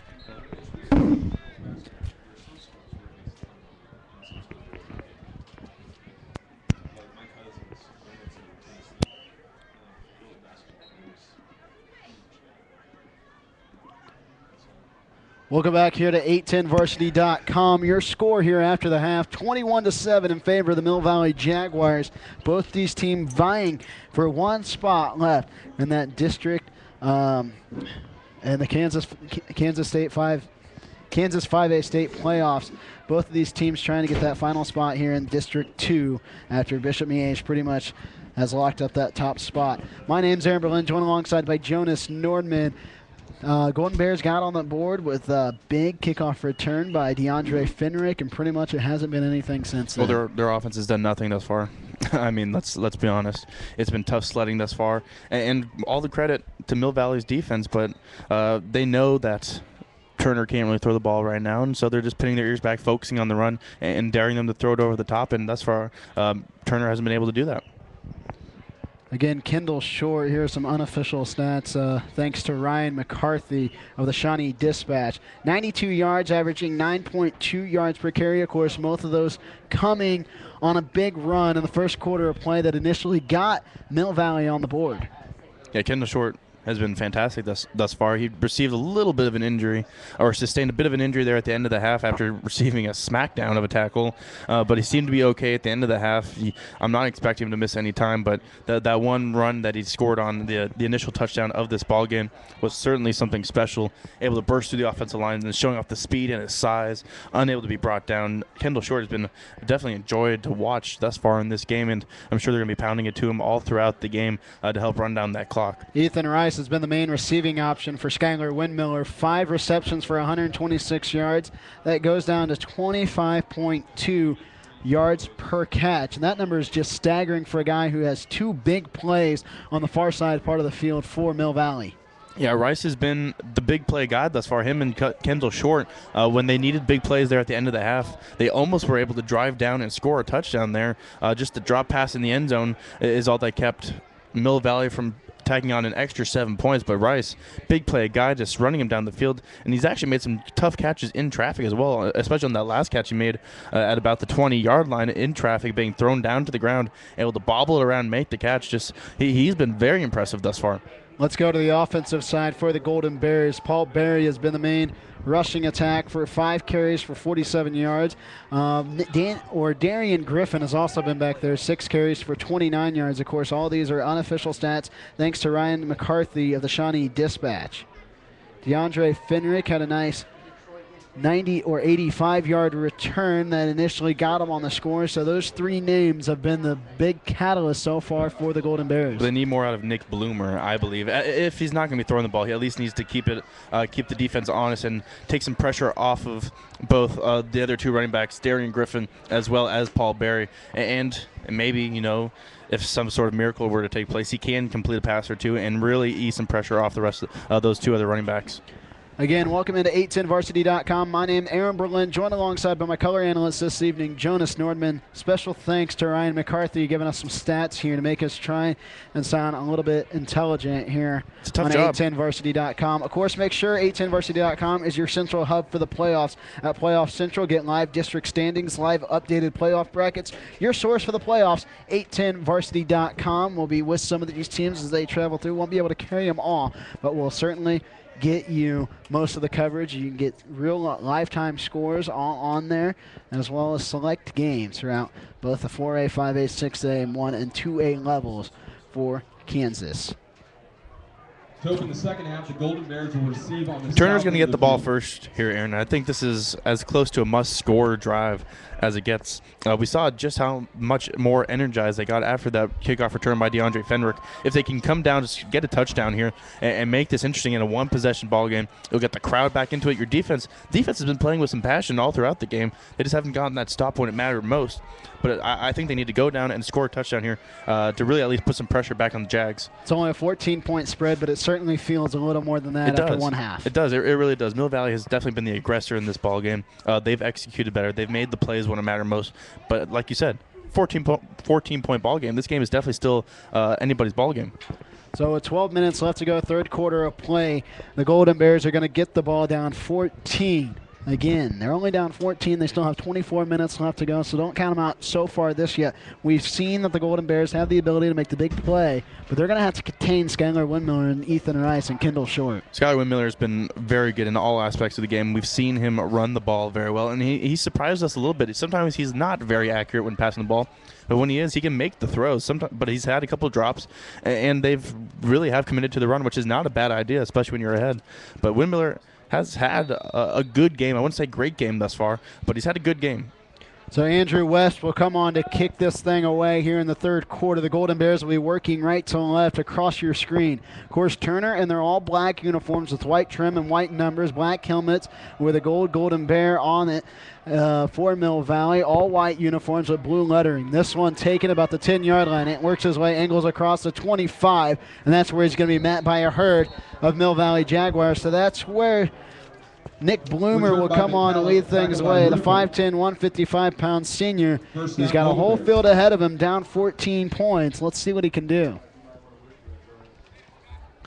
21-7, 11:53 left to go, third quarter of play here on 810varsity.com. My name is Aaron Berlin, joined alongside by Jonas Nordman here to kick off the second half here in the final game of the Kansas 5A District 2 standings. Both these teams 1-1, trying to pick up that elusive second win here in 3 games. It would secure him a spot in the 5A state playoff bracket. Bloomer comes out, shotgun formation once again. 2 receivers set near side, one of the far. His 2 backs are Darian Grifton as well as Paul Berry. Berry's the deep man as handoff will go to the up back, and he's hit in the backfield and spun down.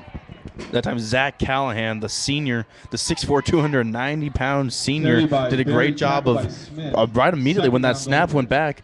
Callahan was already in the backfield, doing a great job of pushing back the center and blowing up that play. And Callahan's been a guy that we've called quite a bit here today. Yeah, I mean, he's a big guy. He's tough to handle. And you take a look down there, number 56, the nose tackle, you can understand why. He's a load.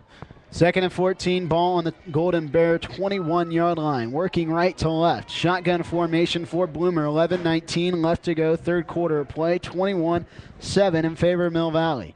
Shotgun formation, 2 back deep, once again, fake handoff to Berry. Bloomer wants to throw, going to throw long, has a receiver, an incomplete pass as the intended receiver was Will McKnight, the freshman who was streaking down the middle part of the field. Talked about him once, we'll talk about it again. Looked like Callahan may have gotten held on that last play again, putting some pressure on the quarterback, Bloomer. I thought he was being held from behind, but that time great coverage by Staten Rebeck to keep the Golden Bears in check, and now brings up a 3rd down and long. And we talked about this all night. They haven't converted 3rd downs all evening. So it'll be 3rd and 14, ball on the Golden Bear 21-yard line.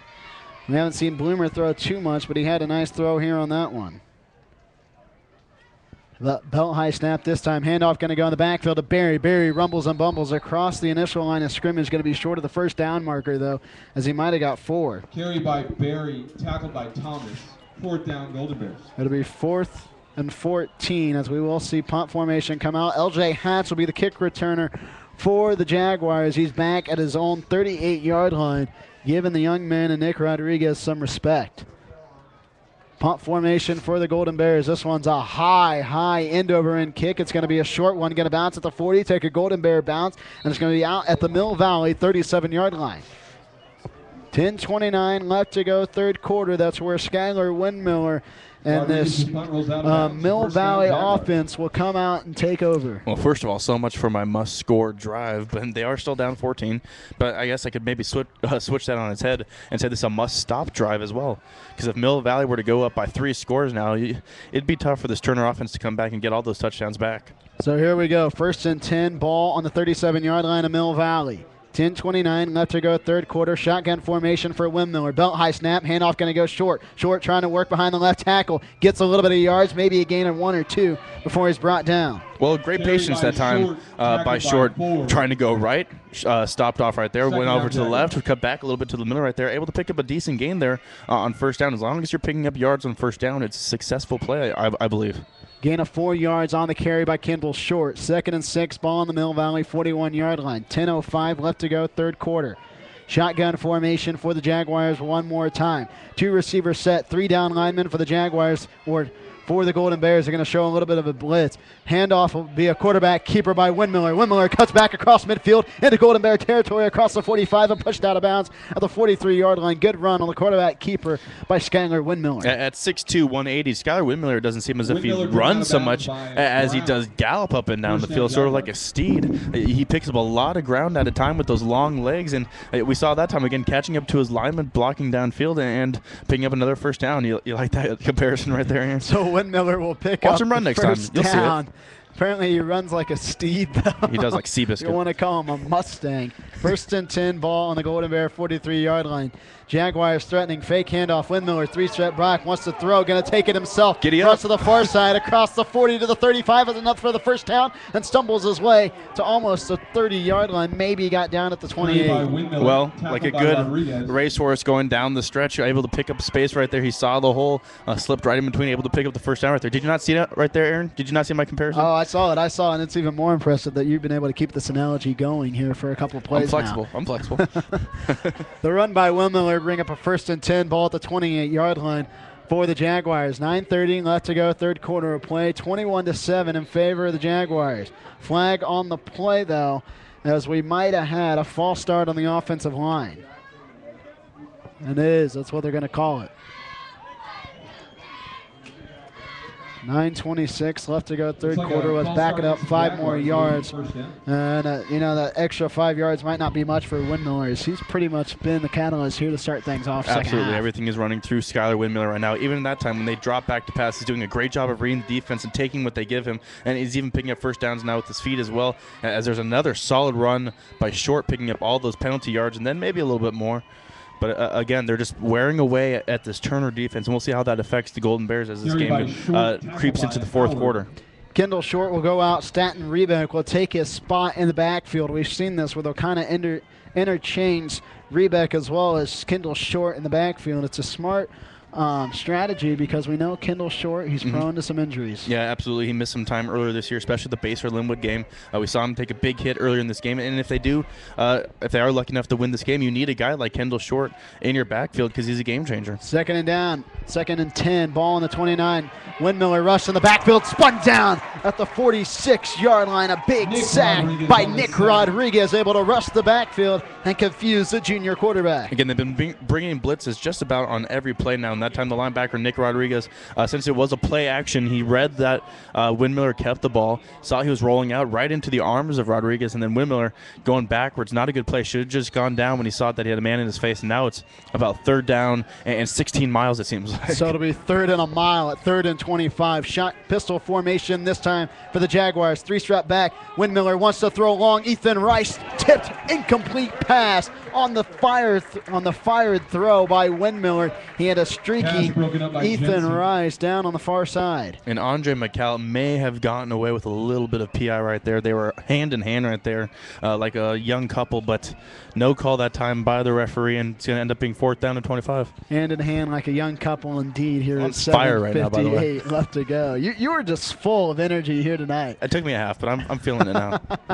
7:56 left to go, 4th and long for the Jaguars. Punt formation as DeAndre Fenrick will be back to return this one. Belt high snap this time for Windmiller. Low punt as it's going to be taken and marked dead at about the 25-yard line.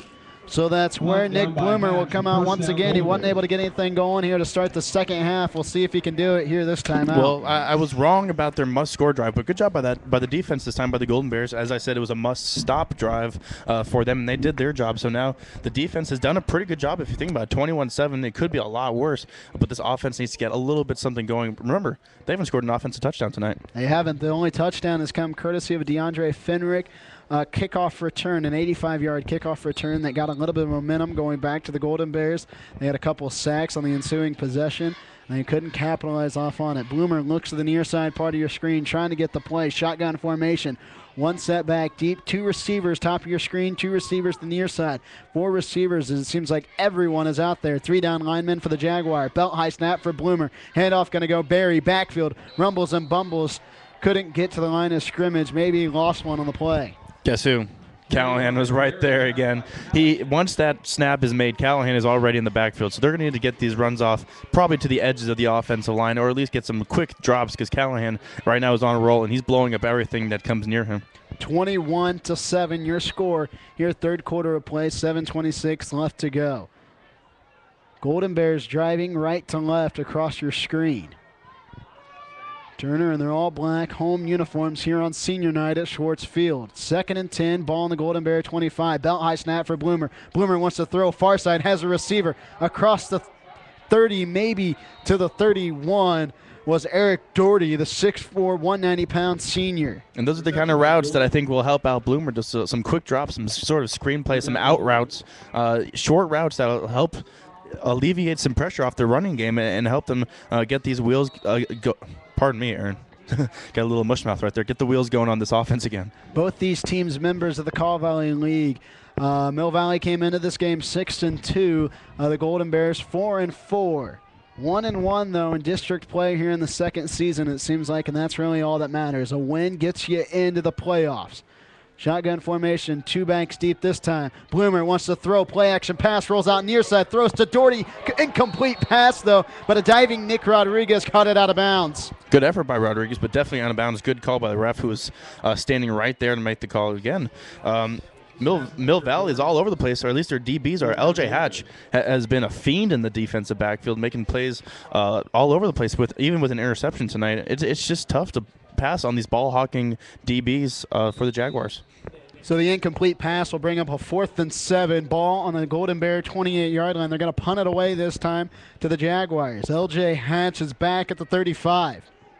High end over in punt this time for the Golden Bears. Taken by Hatch at his own 35. Cuts back far side, still on his feet as he tries to get back up the middle. Hit still on his feet. A third hit comes, and he's brought down.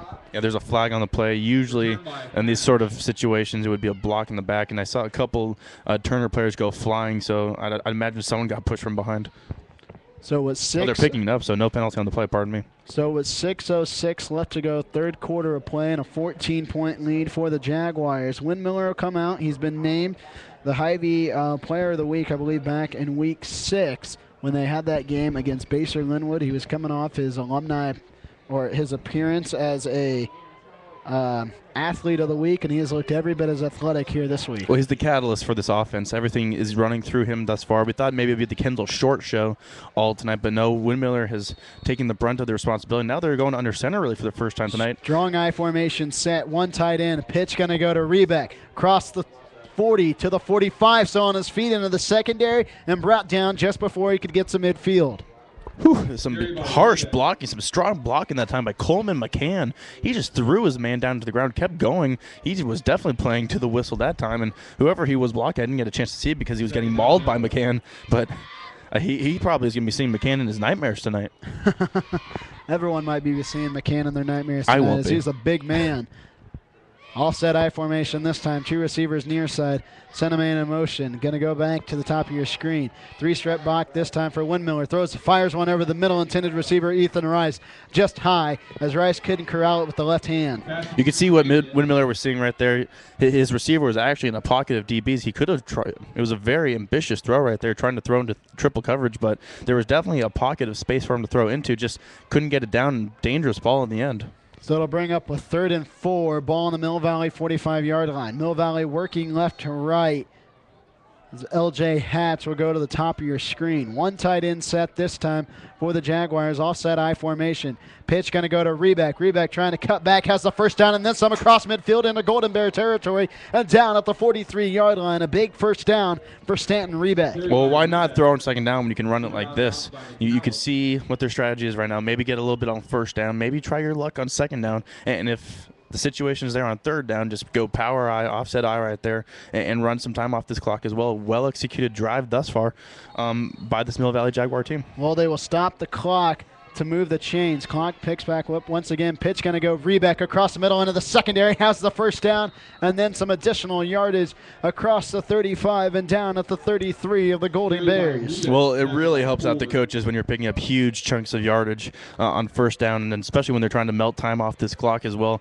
If you can get yardage like that on your runs, it should bear good things for Mill Valley for the rest of this game. 5:12 left to go, third quarter, 1st and 10, ball on the Golden Bear 33-yard line. Hit in the backfield is Rebeck, and he'll go for a loss. Nick Rodriguez was in there on the tackle. Rodriguez has been doing it all tonight. He's got a couple catches. He's made a couple nice tackles. Really been the foundation of this defense all season long. Even when we came here to watch Basehor Linwood play, Rodriguez was all over the place making plays. So he's very important to this defense, and they got to keep him away from wherever the ball is. 2nd and 10, ball on the Golden Bear 33-yard line. Handoff will go Rebeck, far side, spun down. Maybe gets a gain of 2 or 3 after he passed the line of scrimmage on as he was trying to follow his blockers. Carried by Rebeck, tackled by Ledger. Rebeck has been the main rushing option here in the second half, as I believe we've only seen Kendall Short now a couple of times. Yeah, only 1 or 2 carries in the second half so far. They've been very selective with him here in the third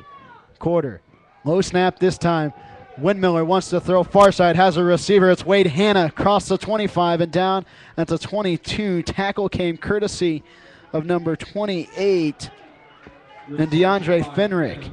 Man, we've called his name quite a bit tonight, haven't we? Fenrick, well, he's been all over the place as well. It always helps when you have a long kickoff return for a touchdown. But that time, I at least have criticized Windmiller a couple times first throws, and especially throwing on the move. But that time, rolling to his right, perfect throw to Hanna, and they pick up that first down. And it's a tight spiral, or pardon me, not too. the first down, but they gain some yardage. It's a tight spiral as well. Yeah, absolutely. Good throw all around. Good, strong arm, as Windmiller shown it off a couple of times on some long 40-plus yard throws to Ethan Rice. 3rd and 10, ball at the Golden Bear 44-yard line. 3rd and 20, correction. They need to get to about the 20-yard line to get a first down. Shot or pistol formation this time for the Jaguars. Belt high snap for Windmiller. Windmiller wants to throw, looking, doesn't have anything. Going to decide to roll out near side, throws across, and it's Henry Midya, the little used 4th receiving option. I think he got the first down, though, as he needed to get to the 20-yard line. Oh, he absolutely got the first down. And, again, Windmiller throwing on the run just proved me wrong time and time again. Good job. Good clutch play right there, as there is actually a flag on the play in the backfield. You'd have to imagine this is coming back against Mill Valley. It looked like we had a player down there for a second as Sammy Ford was slow to get up. 4:02 left to go, third quarter. Right now we're seeing if a first down by Mill Valley is going to be brought back, as the flag was thrown in the area of a hold. Still awaiting official word from the referees. And it is. It's going to go against the Jaguars, as you can hear the cheers coming from the Turner side of the grandstand.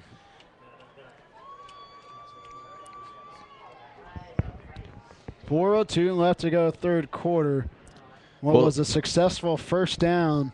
It's going to be backed back up, and it'll be 3rd and long once again. Well, what I'm thinking the call is here, because it's actually now 4th down and 10. They lost the down, so I'm thinking he may have crossed the line of scrimmage when he made that throw on the roll, because they usually on a penalty, they would just bring it back and you still got 3rd down, but they have lost the down. So it's 4th down and 10. So what I believe happened is he crossed the line of scrimmage on his throw. And it's 4th down and 25, and the offense is still out there. I'd be surprised if Windmiller doesn't pooch punt this one away for the 3rd time tonight. Well, we've seen him do it before. Pistol formation this time. 3 receivers, top of your screen. Try to draw him off sides as they did before. 3:50 left to go, and then there's the pooch punt formation as Windmiller backs up all the way to his own 38-yard line. High snap this time. Punt is going to be a high one. It's going to go, and it'll bounce right at about the 27-yard line. It'll take a Mill Valley bounce, so that's where we'll see Nick Bloomer and the Golden Bears come out once again. The defense has done it for you. I don't know how much more you can ask of them. No, not much more. They need to put some points up. Absolutely not. And by the way, Skylar Windmiller has done a pretty good job punting tonight, putting Turner back in some pretty dangerous situations and places on the field. But you're absolutely right. The Turner defense tonight has somewhat done their job. 21 points against a good offense like this. It's what you ask of them. It's just their offense for Turner tonight. Unable to be, or no options really. You know they're not going to pass the ball And so it makes the job easier for this Jaguar defense. So Bloomer will come out 1st and 10, ball at their own 15-yard line, working right to left once again, all black uniforms for the Golden Bears on the far hash mark. 3:32 left to go, third quarter. Shotgun formation this time for the Golden Bears, or correction, pistol formation, as Paul Berry's directly behind Bloomer, about 3 yards deeper. Option this time, they're going to pitch it to Berry. Berry trying to get to the outside, still on his feet, gang tackled though by a handful of Mill Valley defenders right at the 20-yard line. Well read that time by the Mill Valley defense. When you're facing up against an option, and we haven't seen the option once yet tonight, the big fear for coaches is someone misses one assignment, and the next thing you know, the player's downfield scoring a touchdown. So the good job is staying in their lanes and running to the football and making a gang tackle. Under 3 minutes left to go here, third quarter. Pistol formation once again as Bloomer's 2 yards deeper, or correction, Berry's 2 yards deeper than Bloomer. 4 receivers set, 2 split out to each side. Bloomer goes to the line of scrimmage, barking out the order. 2:45 left to go, third quarter. That'll be 2nd and 6, ball on the 29, or ball on the 19. Bloomer rolls out, going to throw it this time. Has a receiver short of the first down, though. I believe he dropped it right there. As Eric Doherty was the intended receiver. Incomplete pass. That time he can't put it on Bloomer. He put the ball where he needed to be. That time it just hit Doherty in the chest and fell to the ground. Can't exactly see it from here as it was on the far side of the field, but I'm just guessing he hit it off his pads and went down to the ground.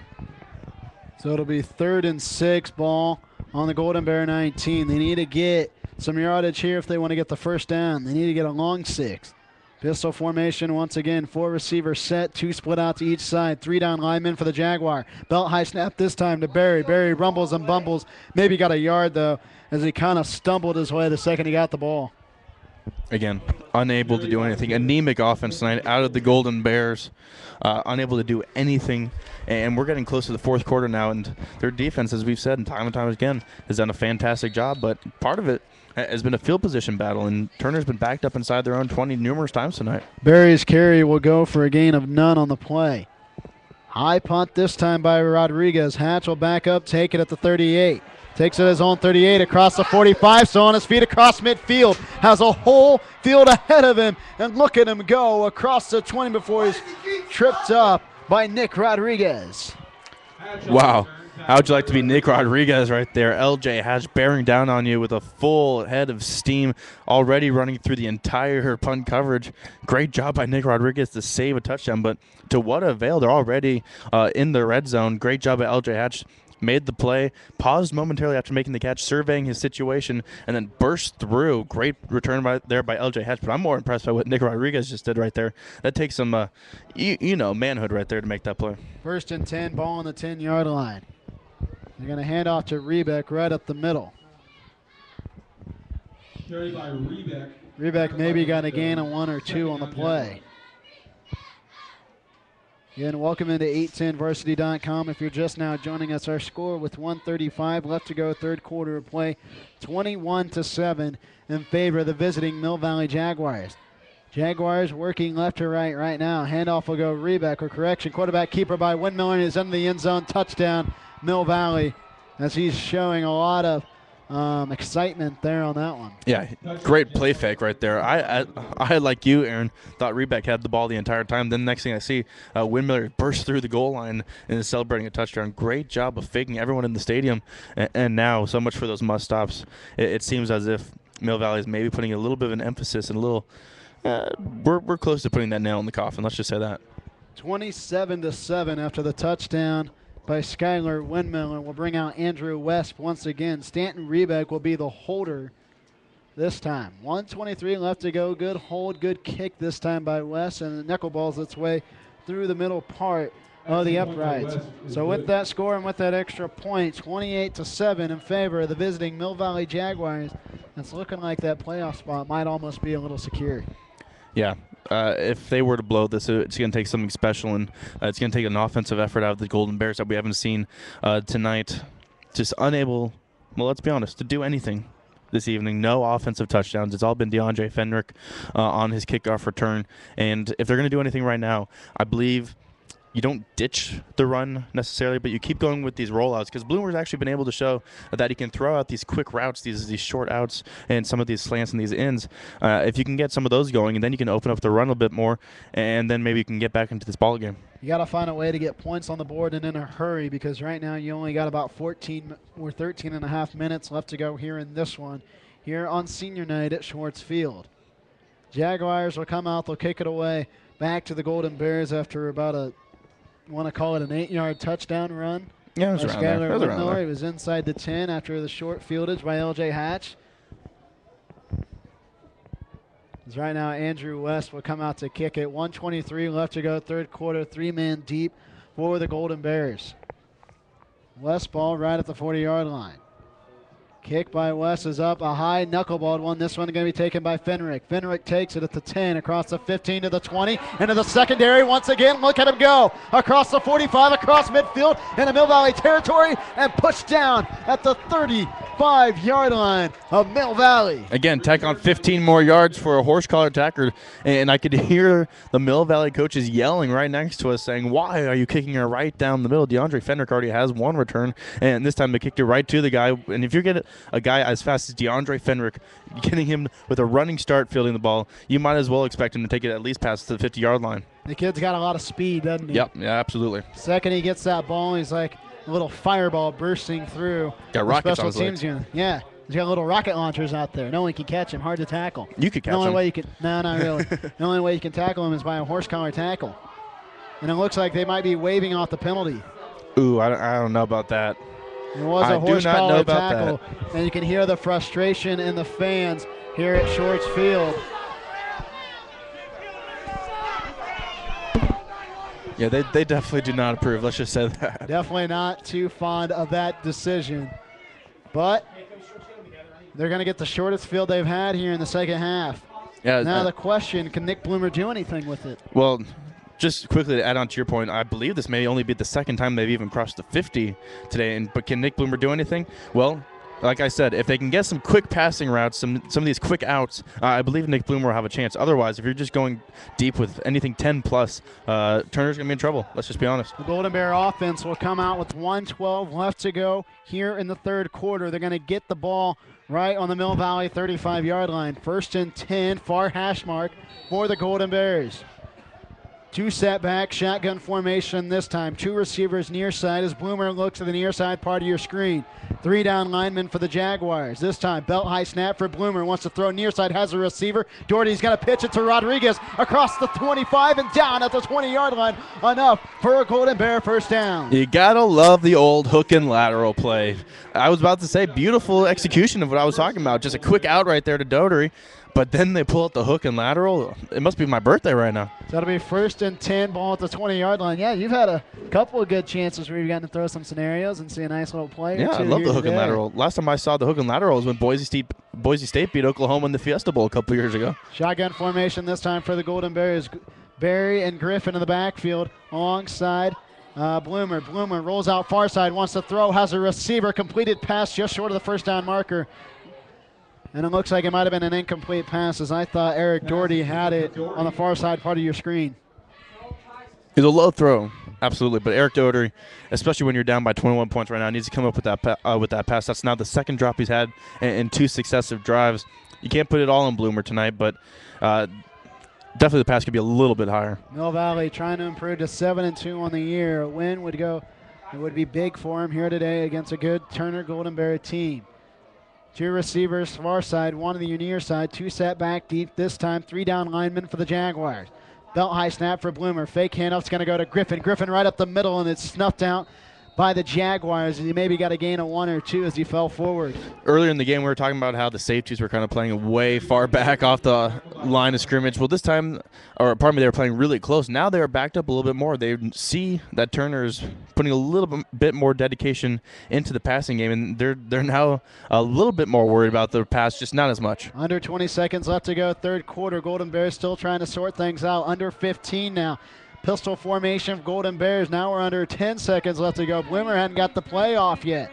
Under 5. 3 receiver set near side part of your screen. Belt high snap this time. Bloomer wants to throw. Has Doherty crossing across the 10-yard line. Incomplete pass, though, as Doherty had it in his hands and dropped it. third drop, and I believe at least 3 out of 4, definitely maybe 3 in a row to tell you the truth. Doherty right now is just really lacking in confidence, and Bloomer's going to go right up to him and say something to him. And Doherty really needs to start making these plays as we head right into the fourth quarter after this play. 4th and 7. They got good field position after about a 65-yard return by DeAndre Fenrick.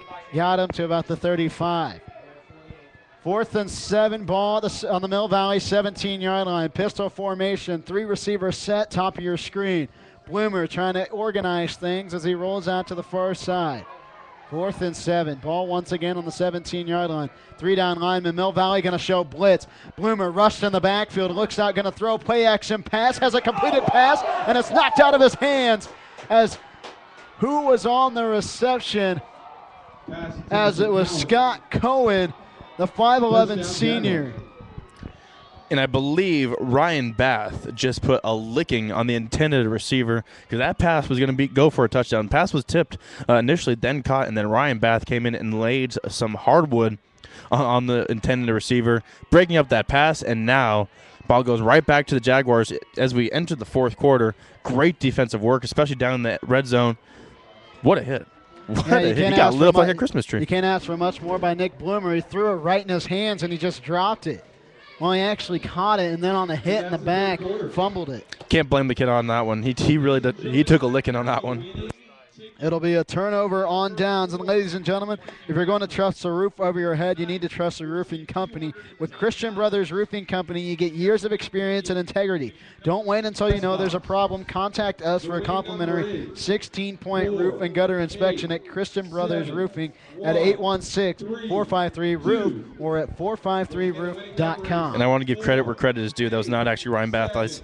I thought it was 22. It was actually 21. Jake Thies laying the lumber right there and breaking up that pass. But either way, great stand by the Jaguar defense. You know, I haven't said this yet today, but do Mill Valley's uniforms slightly resemble that of Penn State? Yes, I was thinking that earlier. Yeah, Put a blue stripe on that helmet. They kind of have that same little look. Mill Valley and their all-white uniforms will take the possession on the turnover on downs by the Golden Bears as we start the fourth quarter. 28-7. Here is Skylar Windmiller will start this drive on his own 17-yard line. Shotgun formation this time. Handoff will go. Quarterback keeper right up the Millers. Windmiller, and he's cut up and under him after he gets enough for the first down and spins his way to the 31. I'd be very surprised if Mill Valley goes back to the air. They may do it to catch Turner off guard, but they're going to grind off some time off this clock. They're in a very good situation, up by 21. Why not when you have the running game that they do? Well, 11:56 left to go, fourth quarter. Handoff going to go Kendall Short, left side. Short hit in the background, trying to work his way back to the line of scrimmage. Maybe lost one on the play, but it looked like he might have gotten back. I feel like that play right there is an example of the type of defense that Turner's been playing, or at least the effort. They've definitely been trying hard, but we saw Short just hopping around, just prime for someone to come in and make a hit on him, but no one was there. Just one guy making a tackle. It's never multiple guys making a tackle. It's just one player at a time. 2nd and 8, ball on the Mill Valley 30-yard line. Shotgun formation. Windmiller wants to roll out, wants to throw far side. Rush in the backfield, going to keep it himself across the line of scrimmage. Maybe he has 2 or 3 yards on the carry before he's hit. And great pursuit that time by Drake Ledger, coming all the way across the formation. He was playing D-end on the opposite side, came all the way across and chased down Skylar Windmiller. Good job there to make the play, but now it is 3rd down and 6. And usually, if this was Turner, we'd be saying this is a tough situation for them. But for Mill Valley, they're able to pick up yards however they want. 3rd and 6, ball at the Mill Valley 32 with 11:16 left to go, third quarter. 3 receivers set near side, 3 down linemen for the Golden Bears. Big third down right here. The Bears need a stop. Shotgun formation this time, or pistol formation this time for the Jaguars. Low snap. Windmiller corrals it, going to throw. Far side has a receiver, and L.J. Hatch has enough for the first down, and then a couple yards. Again, like I said, if this was Turner, we'd probably be expecting a run right there, and maybe a throw, and maybe Doherty would drop it. But this time, good job by Windmiller rolling out. This time throwing on the run once again. Nice little pitching catch to L.J. Hatch. Got yourself a first down. Mill Valley has really impressed me so far through these first 3.5 quarters. Yeah, and I mean, you look at the 2 losses they have. Baser Linwood, a game they didn't have Short in, so you can understand sort of the inflated score there. And the Bishop Miege, who's a very good team. So this is one of the top teams in this area. 11:11 left to go, fourth quarter. Handoff gonna go short. who kind of slips in the backfield and quickly falls down just behind the line of scrimmage. And he's coming up a little bit slow. You can see him limping around. He may have pulled something or strained something right there. And what is that now, the 4th or 5th tackle for the Turf Monster tonight? Well, he's someone who they've struggled to keep healthy all year long. They've kind of had to use him in doses. And it's sad. He's one of their better players, as you see the athleticism and the strength that he has as a halfback. And this is a good move right here. They take Short out of the game. 2nd and 13. Handoff going to go to Windmiller as he keeps it himself and gets back to the initial line of scrimmage on the carry after the 3-yard loss by Kendall Short. Carry by Windmiller, tackle by Rodriguez. Tackle was made by Nick Rodriguez in the backfield. Clock continuing to tick, though. So we're at 10 minutes, 20 seconds left to go. 4th quarter, 28-7. Your score here at Schwartz Field in the Turner community. Turner came into this game 4-4, playing a 6-2 team that's been kind of hampered by injuries in Mill Valley. Trying to sort things out right here are the referees. They're trying to keep this thing going. 10:06 left to go, 4th quarter. Clock will resume here in the 3rd and 8 opportunity. Mill Valley on their own 44-yard line. They need to get across midfield for the first down. Windmiller rushed in the backfield, going to throw, has a receiver, and his intended receiver was Wade Hanna. It just slipped out of his hands as he tried to corral it with both that left and right hand and bring it to his body. Great block that time by Staten Rebeck. He picked up the rushing linebacker and met him head on, but unfortunately Mill Valley unable to complete that play. You said it. The ball went right through Hanna's hands. Not much more you can ask for out of Windmiller. Very dangerously close once again to running past the line of scrimmage again, but Hanna's got to make that play. Well, it's 4th and 8. Let's see if we actually see Windmiller throw this one. Well, I'm guessing that he's going to try to draw them off sides and maybe scoot on back for a pooch punt.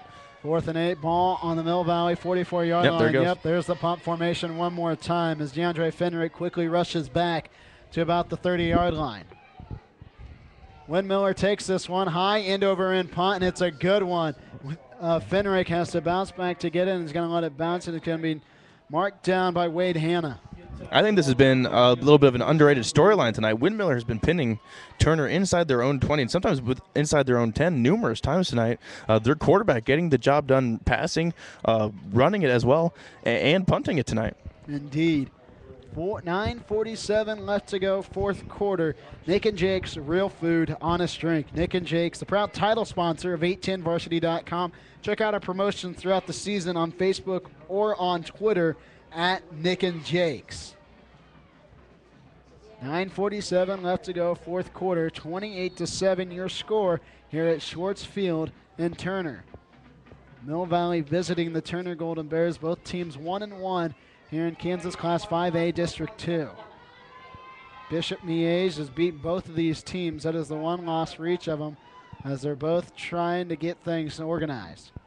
Shotgun formation this time for Bloomer. Paul Berry in the backfield with him as well as Griffin. He's going to throw far side, has a receiver right at the 20-yard line, completed pass. Reception by McKnight. That's Will McKnight, the freshman, with the reception. And you see that pass. It's a 12-yard pass, but it looked like he was throwing it 30 yards downfield. Just Turner unable to do anything to the air right there. That's the best. I believe that's the longest pass play they've had all game. Indeed. Bloomer is not throwing it much, and when he's thrown it, it's been mostly incomplete passes. Shotgun formation this time for the Golden Bears. 3 down linemen for the Jaguars. No blitz shown. 3 receivers to the near side part of your screen. Handoff going to go Darian Griffin right up the middle. Maybe you got a gain of 2. Carry by Griffin. 2nd down Golden Bears. 2nd and 10 as he maybe just got back to the line of scrimmage. They'll give him a gain of 1 officially. Ball in the Golden Bear 22, working left to right. Clock still ticking though as we're almost under 9 minutes. Bloomer looks to the near side part of your screen to get the call by head coach Alan Terrell. Pistol formation this time as Paul Berry is about 2 yards behind Bloomer.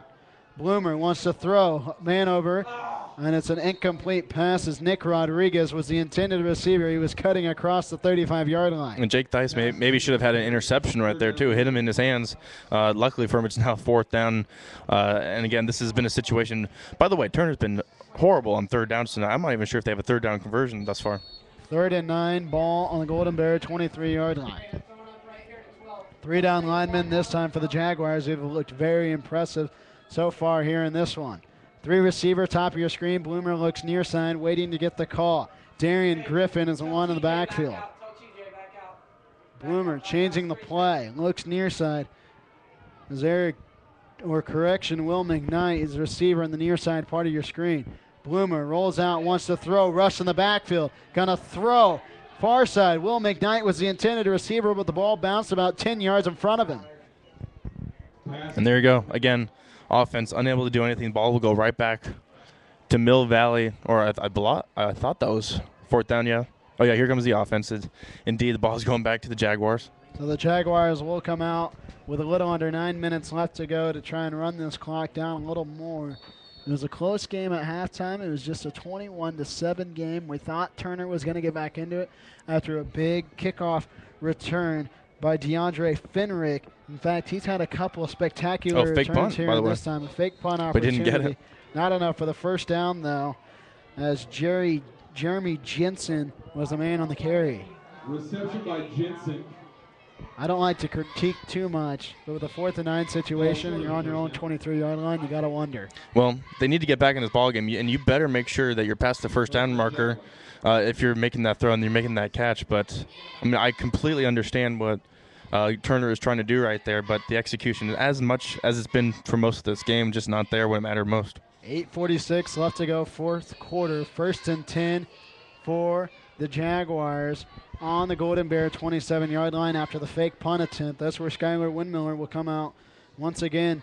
And again, you can't say enough about this Mill Valley offense. They really have looked impressive so far here today. Yeah, they've done what they needed to do. Again, they haven't put up a ton of points tonight, 28, but they've certainly done when it's mattered most. And look at this. It's going to be a reverse this time, and we're going to see a flea flicker. Windmiller wants to throw. L.J. Hatch in the end zone. Incomplete pass,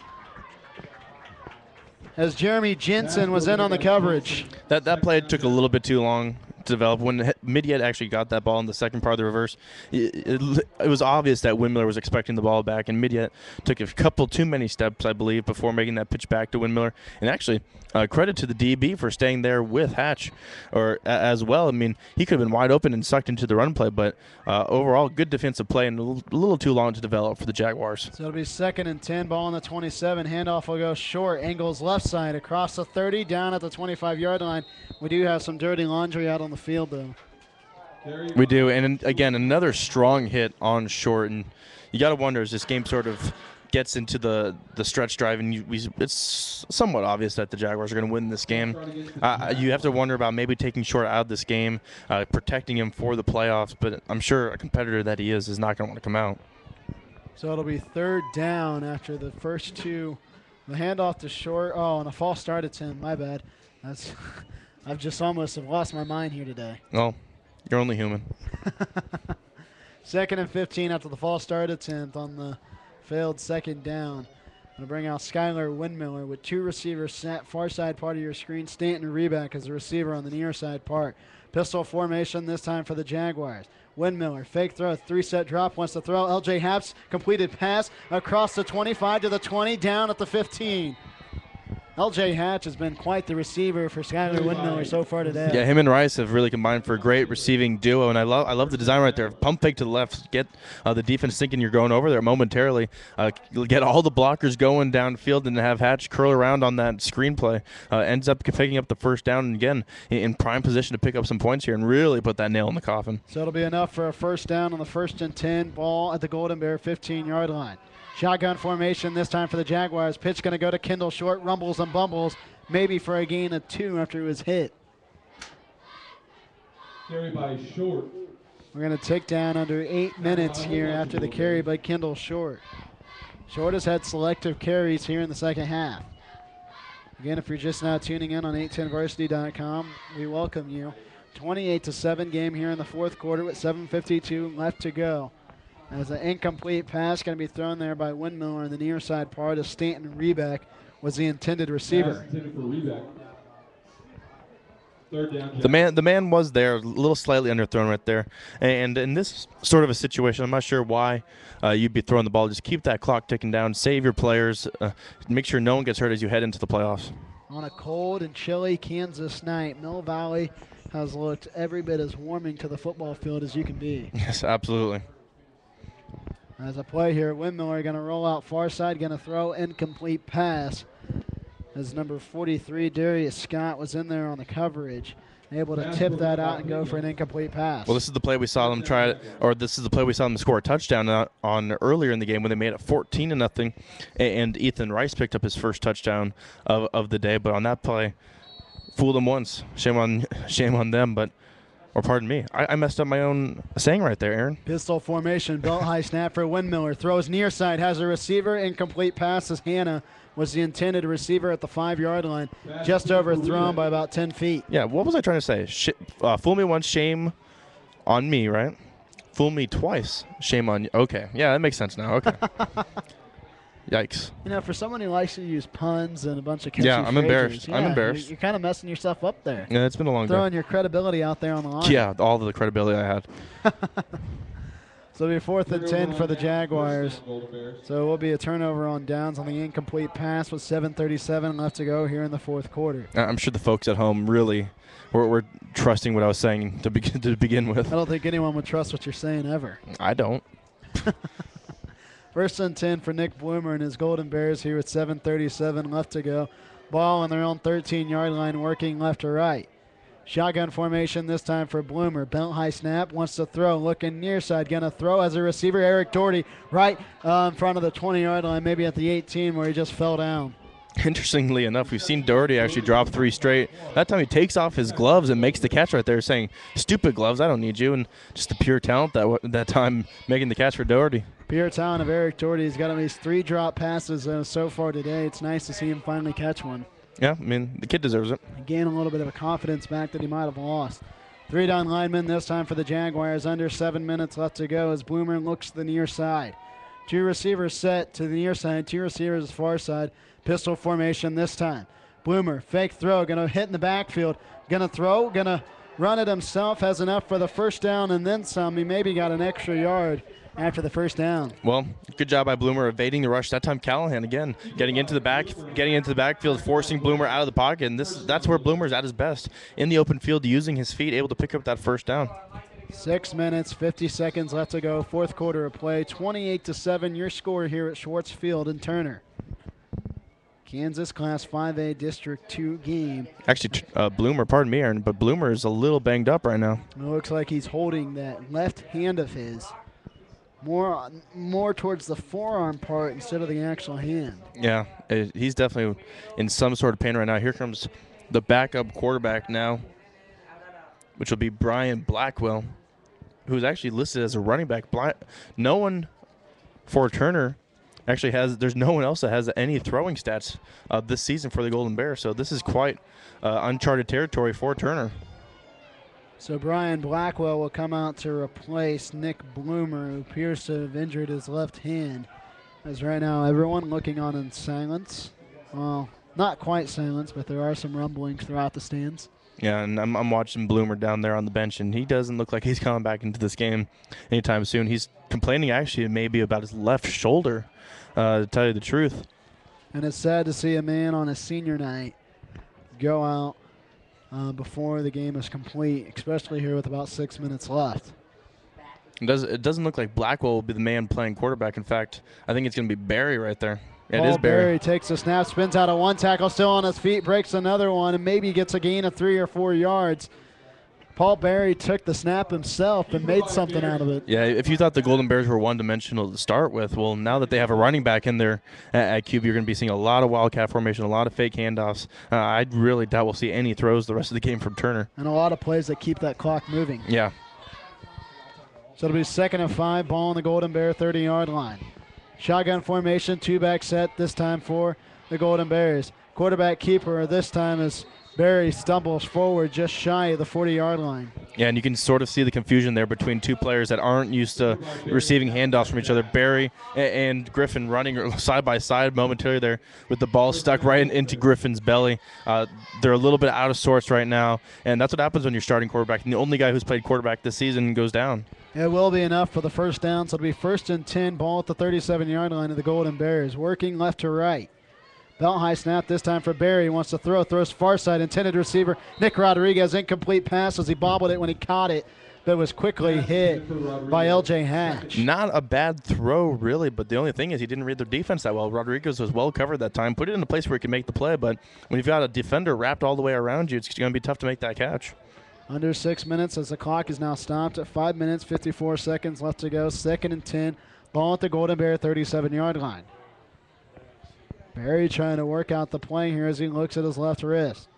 Shotgun formation, one setback this time for the Golden Bears. Belt high snap for Barry. Barry doesn't have anything. Scrambling now, looking and going to take it himself across the 40, tripped up at the 41. Dangerous play right there. Barry had his legs chopped out from underneath him, but he dropped back to pass, then turned into the running back that he is, scampering around in the pocket, eventually trying to pick up some yardage, and then you come down to 3rd down where you've really struggled already. Now you've got a running back in there at quarterback. Interesting to see what Turner does here on this 3rd down play. Indeed, it will be a 3rd and 5 at their own 42-yard line. Everyone looking the play over as everyone synonymously checks their wrist. Seems more and more players are going to that little playbook on their wrist now.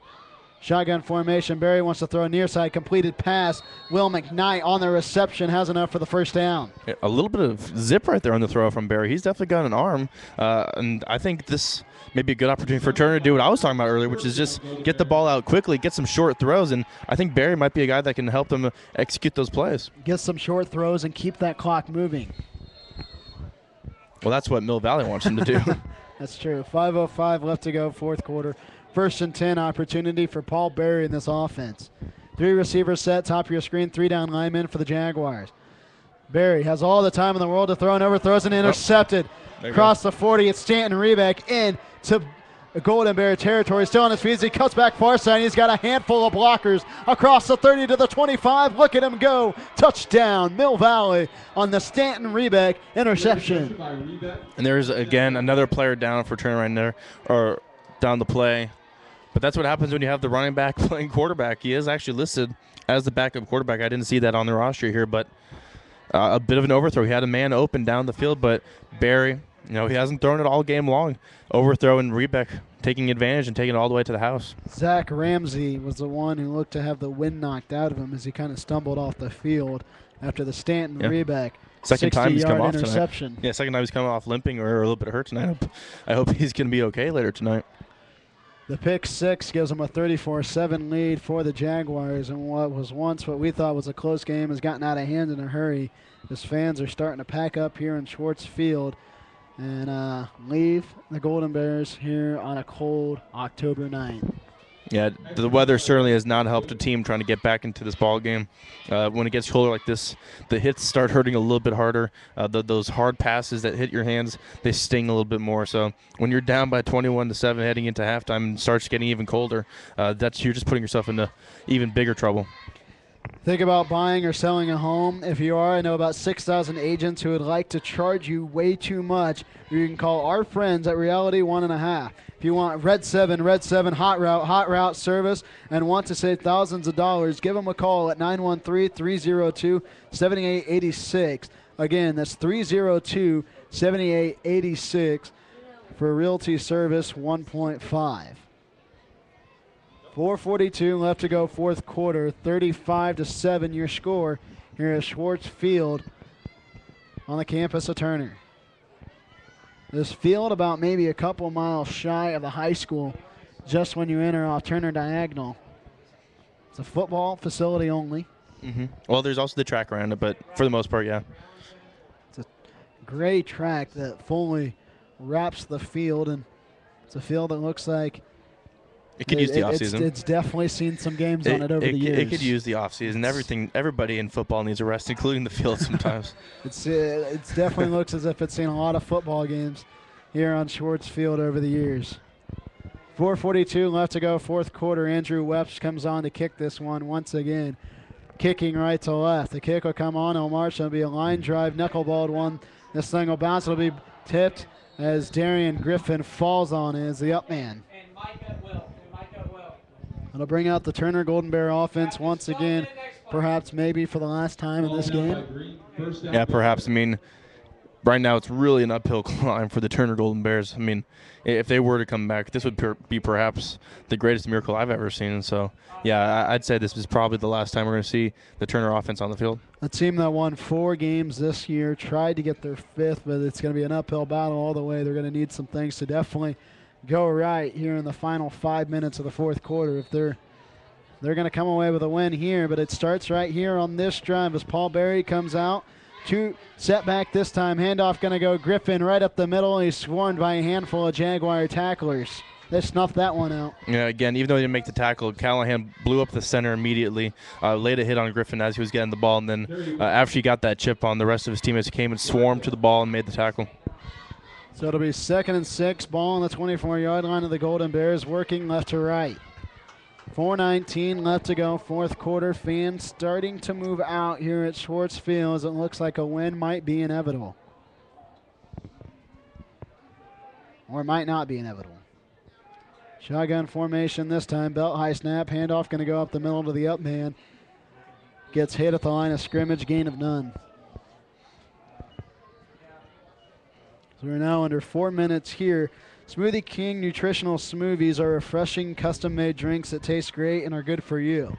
Whether your goal is to lose weight, bulk up, or just find a drink that's good for you, Smoothie King has a smoothie for you. For more information, visit one of our Smoothie King nutritional lifestyle centers. You can find us on the web at smoothieking.com. Getting a little cold for a smoothie, don't you think? I do love a good smoothie, but it's probably a bit chilly at this point. Maybe you could have some ice cream, Aaron. Especially as we almost are at the Halloween holiday. Quarterback keeper for Barry this time, and he's into the secondary and has a full head steam ahead of him across the 40 to the 30 into Mill Valley territory at the 10, the 5, touchdown, Golden Bears. Paul Berry, we saw him at the quarterback, took the quarterback option and ran all the way. Yeah, that's what's going to happen when you put one of your best running backs in a quarterback. You're going to see some moments of excitement. I mean, the kid's a good rusher, but unfortunately, they may have picked the wrong time to get their first offensive touchdown of the evening. It draws the gap to 35-13 after the first offensive touchdown for the Golden Bears today. Paul Berry took it from about the 35-yard line and never looked back. Yeah, nice run there of 77 yards by Paul Berry. Mr. Excitement right there. He hasn't done much with his arm replacing the hurt quarterback Bloomer, but 77 yards, not a bad run right there. Not a bad run at all, and he never looked like he got tired at it. I know if I'm running 77 yards, I get a little winded. Well, I'm not going to say anything. 2-point conversion this time as he reaches over the goal line. Good for the Golden Bears. So a little bit something to build off there. Never giving up, and that's the important thing here in high school football. Well, certainly not. And I take a look at this roster for Turner, and they do lose some key seniors. Of course, Nick Bloomer, they lose him. They lose as well Nick Rodriguez, the standout running back. Brian Blackwell, who's one of the running backs on the team, he's been in the game a couple times. They lose him as well. However, Darian Griffin, only a junior. Paul Berry, only a sophomore. So there's definitely some talent on this team that will still be around. Unfortunately, both of your starting wide receivers, Eric Dotery as well as Scott Cowan, are both seniors as well, and they'll be leaving. But Turner at least has some exciting players returning next year that they can build off of. Again, make sure 810varsity.com is your central hub for the playoffs. They start next week on Tuesday for Kansas Class 4A. 810 Varsity at Playoff Central. Get live district standings, live updated playoff brackets. Your source for the playoffs, 810varsity.com. There's no better place to go there if you're a high school nut and you want to get every little bit of information you can. We cover all the Kansas City metro area schools. I don't think there's a better place out there to watch and get content from the game. Again, a special thanks this evening to everyone who helped make this broadcast a reality. With Jonas Ordeman, my color commentator, Scott McCarthy, giving us some stats courtesy from the Shawnee Dispatch. And a special thanks to Jennifer Hickey running the camera this afternoon. 3:15 left to go, 4th quarter play. This one not quite over yet from Schwartz Field, but it certainly looks to be coming to a close. Yeah, here comes the onside kick as well. I'm not sure I don't know why Mill Valley wasn't expecting, but it seems as if they may have taken a timeout right there. Maybe they just want to get their alignment correct for this onside kick. I mean, onsides, it's tough even for the receiving team. We saw a nice senior night celebration in which they honored every senior member of the football team as well as senior members from other fall sports, and it's always a nice thing to see, especially for these kids that are playing their last game on the field. It doesn't look like they're going to get a chance to go to the playoffs. but it's always nice to host that last game. Yeah, absolutely, and it was very surprising, or it was good to hear some of these or at least 2 of these seniors on this football team are going to be heading off to the Marine Corps after they graduate high school. So Godspeed with them, all the power to them. I believe one of them might have been the quarterback, Nick Bloomer, so all the best to those guys and to all the seniors as they head off into college or whatever they decide to do. Again, we wish them best in all their future endeavors, that is for sure. 3:15 left to go. Onside kick coming from Nick Rodriguez. Ball right at the 40-yard line. Onside kick formation for both teams as this one's going to go out of bounds, and it will be Mill Valley ball as hankies fly everywhere. Yeah, legal formation right here. Now, of course, both teams do have 3 timeouts. I was wrong. They did not actually take a timeout to talk about the onside kick. Both teams have 3 timeouts. We'll see if Turner decides to use them here, as Mill Valley, in all likelihood, will run the ball a couple times, try to drain this clock down. But I don't know how confident head coach Alan Terrell still feels in this 35-15 ball game. So it'll be a first down for the Mill Valley Jaguars, just shy of the midfield mark. They'll be right at about the 47-yard of their own 47. 1st and 10 for Skylar Windmiller. As he comes back, we're going to see Kendall Short as well as Stanton Rebeck, Ethan Rice, and Henry Midyet will be at the top of your screen, as well as Wade Hanna. Stanton Rebeck is a lone receiver on the near side. Shotgun formation for the Jaguars. 3 down linemen. Pitch going to go to Rebeck. Pitch going to go to Short. Gets a block by Rebeck across the 50 and into Golden Bear territory. And there's your run, and then yes, indeed, it looks as if Turner did call the timeout right there. Yeah, I mean, the head coach for Turner, Alan Terrell, is already halfway across the field, or now he's walking back, but he's already on the field, so definitely a timeout. They're playing to stay in this game. They're playing to win this game. More power to them, but with just over 3 minutes to go, I'm not sure it's really worth it. It's always trying to build for next year and instill some confidence in your team. Make sure they get as many snaps as they can and they get a chance to bring all their seniors off to a little bit of innovation. It'd be nice to see. 3:06 left to go, 4th quarter, 35-15 your score here from Schwartzfield on the campus of Turner's Football Stadium. A Kansas Class 5A District 2 kind of runner-up game. The winner of this game will advance to next week's playoff, and it looks like Mill Valley certainly would be a team to reckon with if they do win this game. Well, they've got that powerful rushing attack, and always the keys to winning any sort of championship is, or especially in football, you got to run the ball, you got to play some defense, and we've definitely seen that Mill can run the ball. I'm not sure how they would be able to do against a much more high-powered offense we saw against Basler Linwood. Take, for example, they allowed 40-plus points. Low snap this time for Windmiller. Screen pass over to Kendall Short across the 50 and down at the 46-yard line for Short. Yeah, quick timeout once again by Turner. So one more running or short pass play for sure, and then after that it's going to be tough sledding for Turner. Here with just 2 minutes and 59 seconds left to go in the 4th quarter. Turner trying to get every possession they can. Yeah, one more first down, and that's about all she wrote. If you're going to trust the roof over your head, you need to trust your roofing company. With Christian Brothers Roofing Company, you get years of experience and integrity. Don't wait until you know there's a problem. Contact us for complimentary 16-point and gutter inspection at Christian Brothers Roofing at 816-453-ROOF or 453roof.com. $5 footlong subs are back at Mr. Goodson's. 7 great subs to choose from. Come see what fresh really is at Mr. Goodson's. So with 2:59 left to go in the 4th quarter, the Golden Bears will break their huddle and will go back out onto the field. Mill Valley now will break their huddle with head coach Appleby, and they'll pick this one up right at the Golden Bear 46-yard line. Windmiller goes under center once again, offset I formation, fake handoff to Midyet. He's going to be hit in the background, and they bring everybody on the blitz. Sacked in the backfield is Skylar Windmiller by Peter Galindo in the back.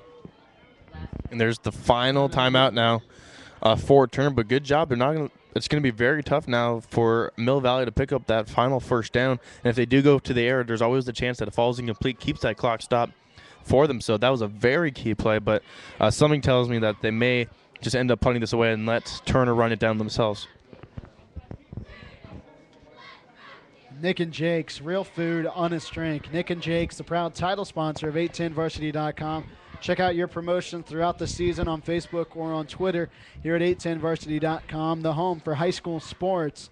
You can catch this game as well as some other district games that will be finishing up here on this cold, chilly Friday night. We had about a 46-degree tip-off time here as the sun has gone down here at Schwartz Field. Turner in their all-black home uniforms with white lettering and a gold bear on the side of their helmet.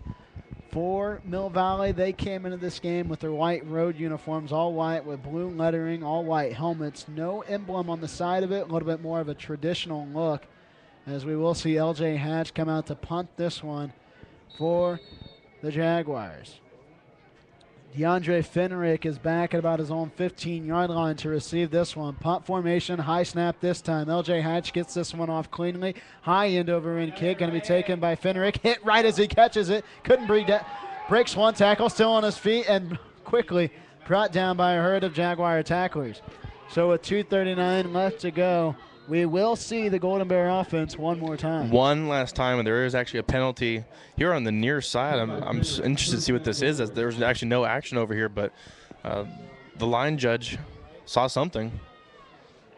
So it'll be 1st and 10. Ball maybe right at the 25-yard line of the Golden Bears.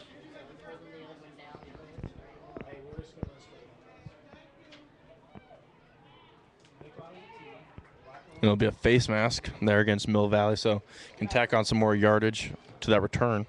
Nick Bloomer is the original quarterback for the Golden Bears. Went out in the last drive, or 2 drives ago, with an injury to what appeared to be his forearm. He has since not returned, but Paul Berry has done more than made up for it. He had a nice 75-yard run. Yeah, I mean, You never like to speak ill of those who have gone down, but this offense seems to have picked up a little bit more life ever since Paul Berry went in there at quarterback. So they'll come back out. Berry will still be the quarterback for the Golden Bears here. So they'll start this one. They're going to move it up past right to the 40-yard line of the Golden Bears. That's where they get. It'll be 1st and 10. Ball on their own 40-yard line. 2:39 left to go. Fourth quarter of play. 35-15 your score here at Schwartz Field here in the fourth quarter. Golden Bears will be working left to right. Looks like we're going to switch out the football here. Golden Bears came into this game 4-4. A loss would drop them 1 game below 500 here on what was a successful year for them. 2:39 left to go. 2 set back deep this time for the Golden Bears as Berry looks to the near side part of your screen to get the play. Shotgun formation. Berry steps back, wants to throw. Rust in the backfield. Quickly, pocket collapsing on his feet. Going to do it himself, and he trips up behind the line of scrimmage. And with 2:30 left to go, they're out of timeouts, and the clock's going to continue to tick. Very slippery right there to Paul Berry, evading about 4 or 5 rushers. And it actually seemed as if a couple of Jaguar defenders took each other out right around the line of scrimmage. But good job by Berry. Unable actually to make it back to the line of scrimmage. What is that, tackle number 5 or 6 now for the Turf Monster? It really is. Under 2 minutes left to go, fourth quarter this time. 2nd and 12 from their own 38-yard line for the Golden Bears. Nick Rodriguez is the receiver on your near side. Eric Doherty at the top of your screen. 2nd and 12. Paul Berry barks out the orders. Belt high snap this time. Handoff going to go in the backfield. Rumbles and bumbles as Brian Blackwell was on the carry. Carry by Blackwell. 3rd down, Golden Bears. Clock will continue to tick, though, as it's 3rd and 12. It didn't lose a yard, didn't gain one.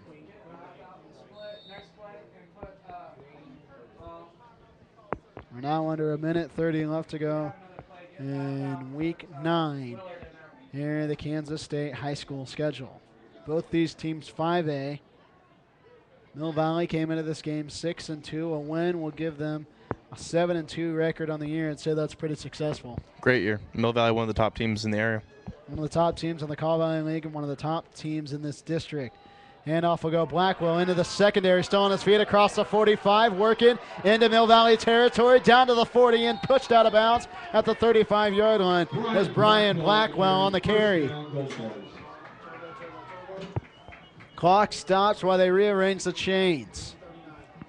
56.8 seconds left to go on the clock. 1st and 10, ball at the Mill Valley 35.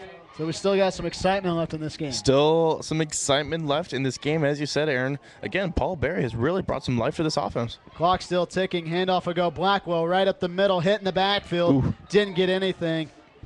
Again, Callahan was right there to make the initial hit. Callahan has been a force on the defensive front for the Jaguars. Absolutely. May have been saying his name too much, but that's because he's done a great job tonight of getting through the line of scrimmage and making the initial hit all game long.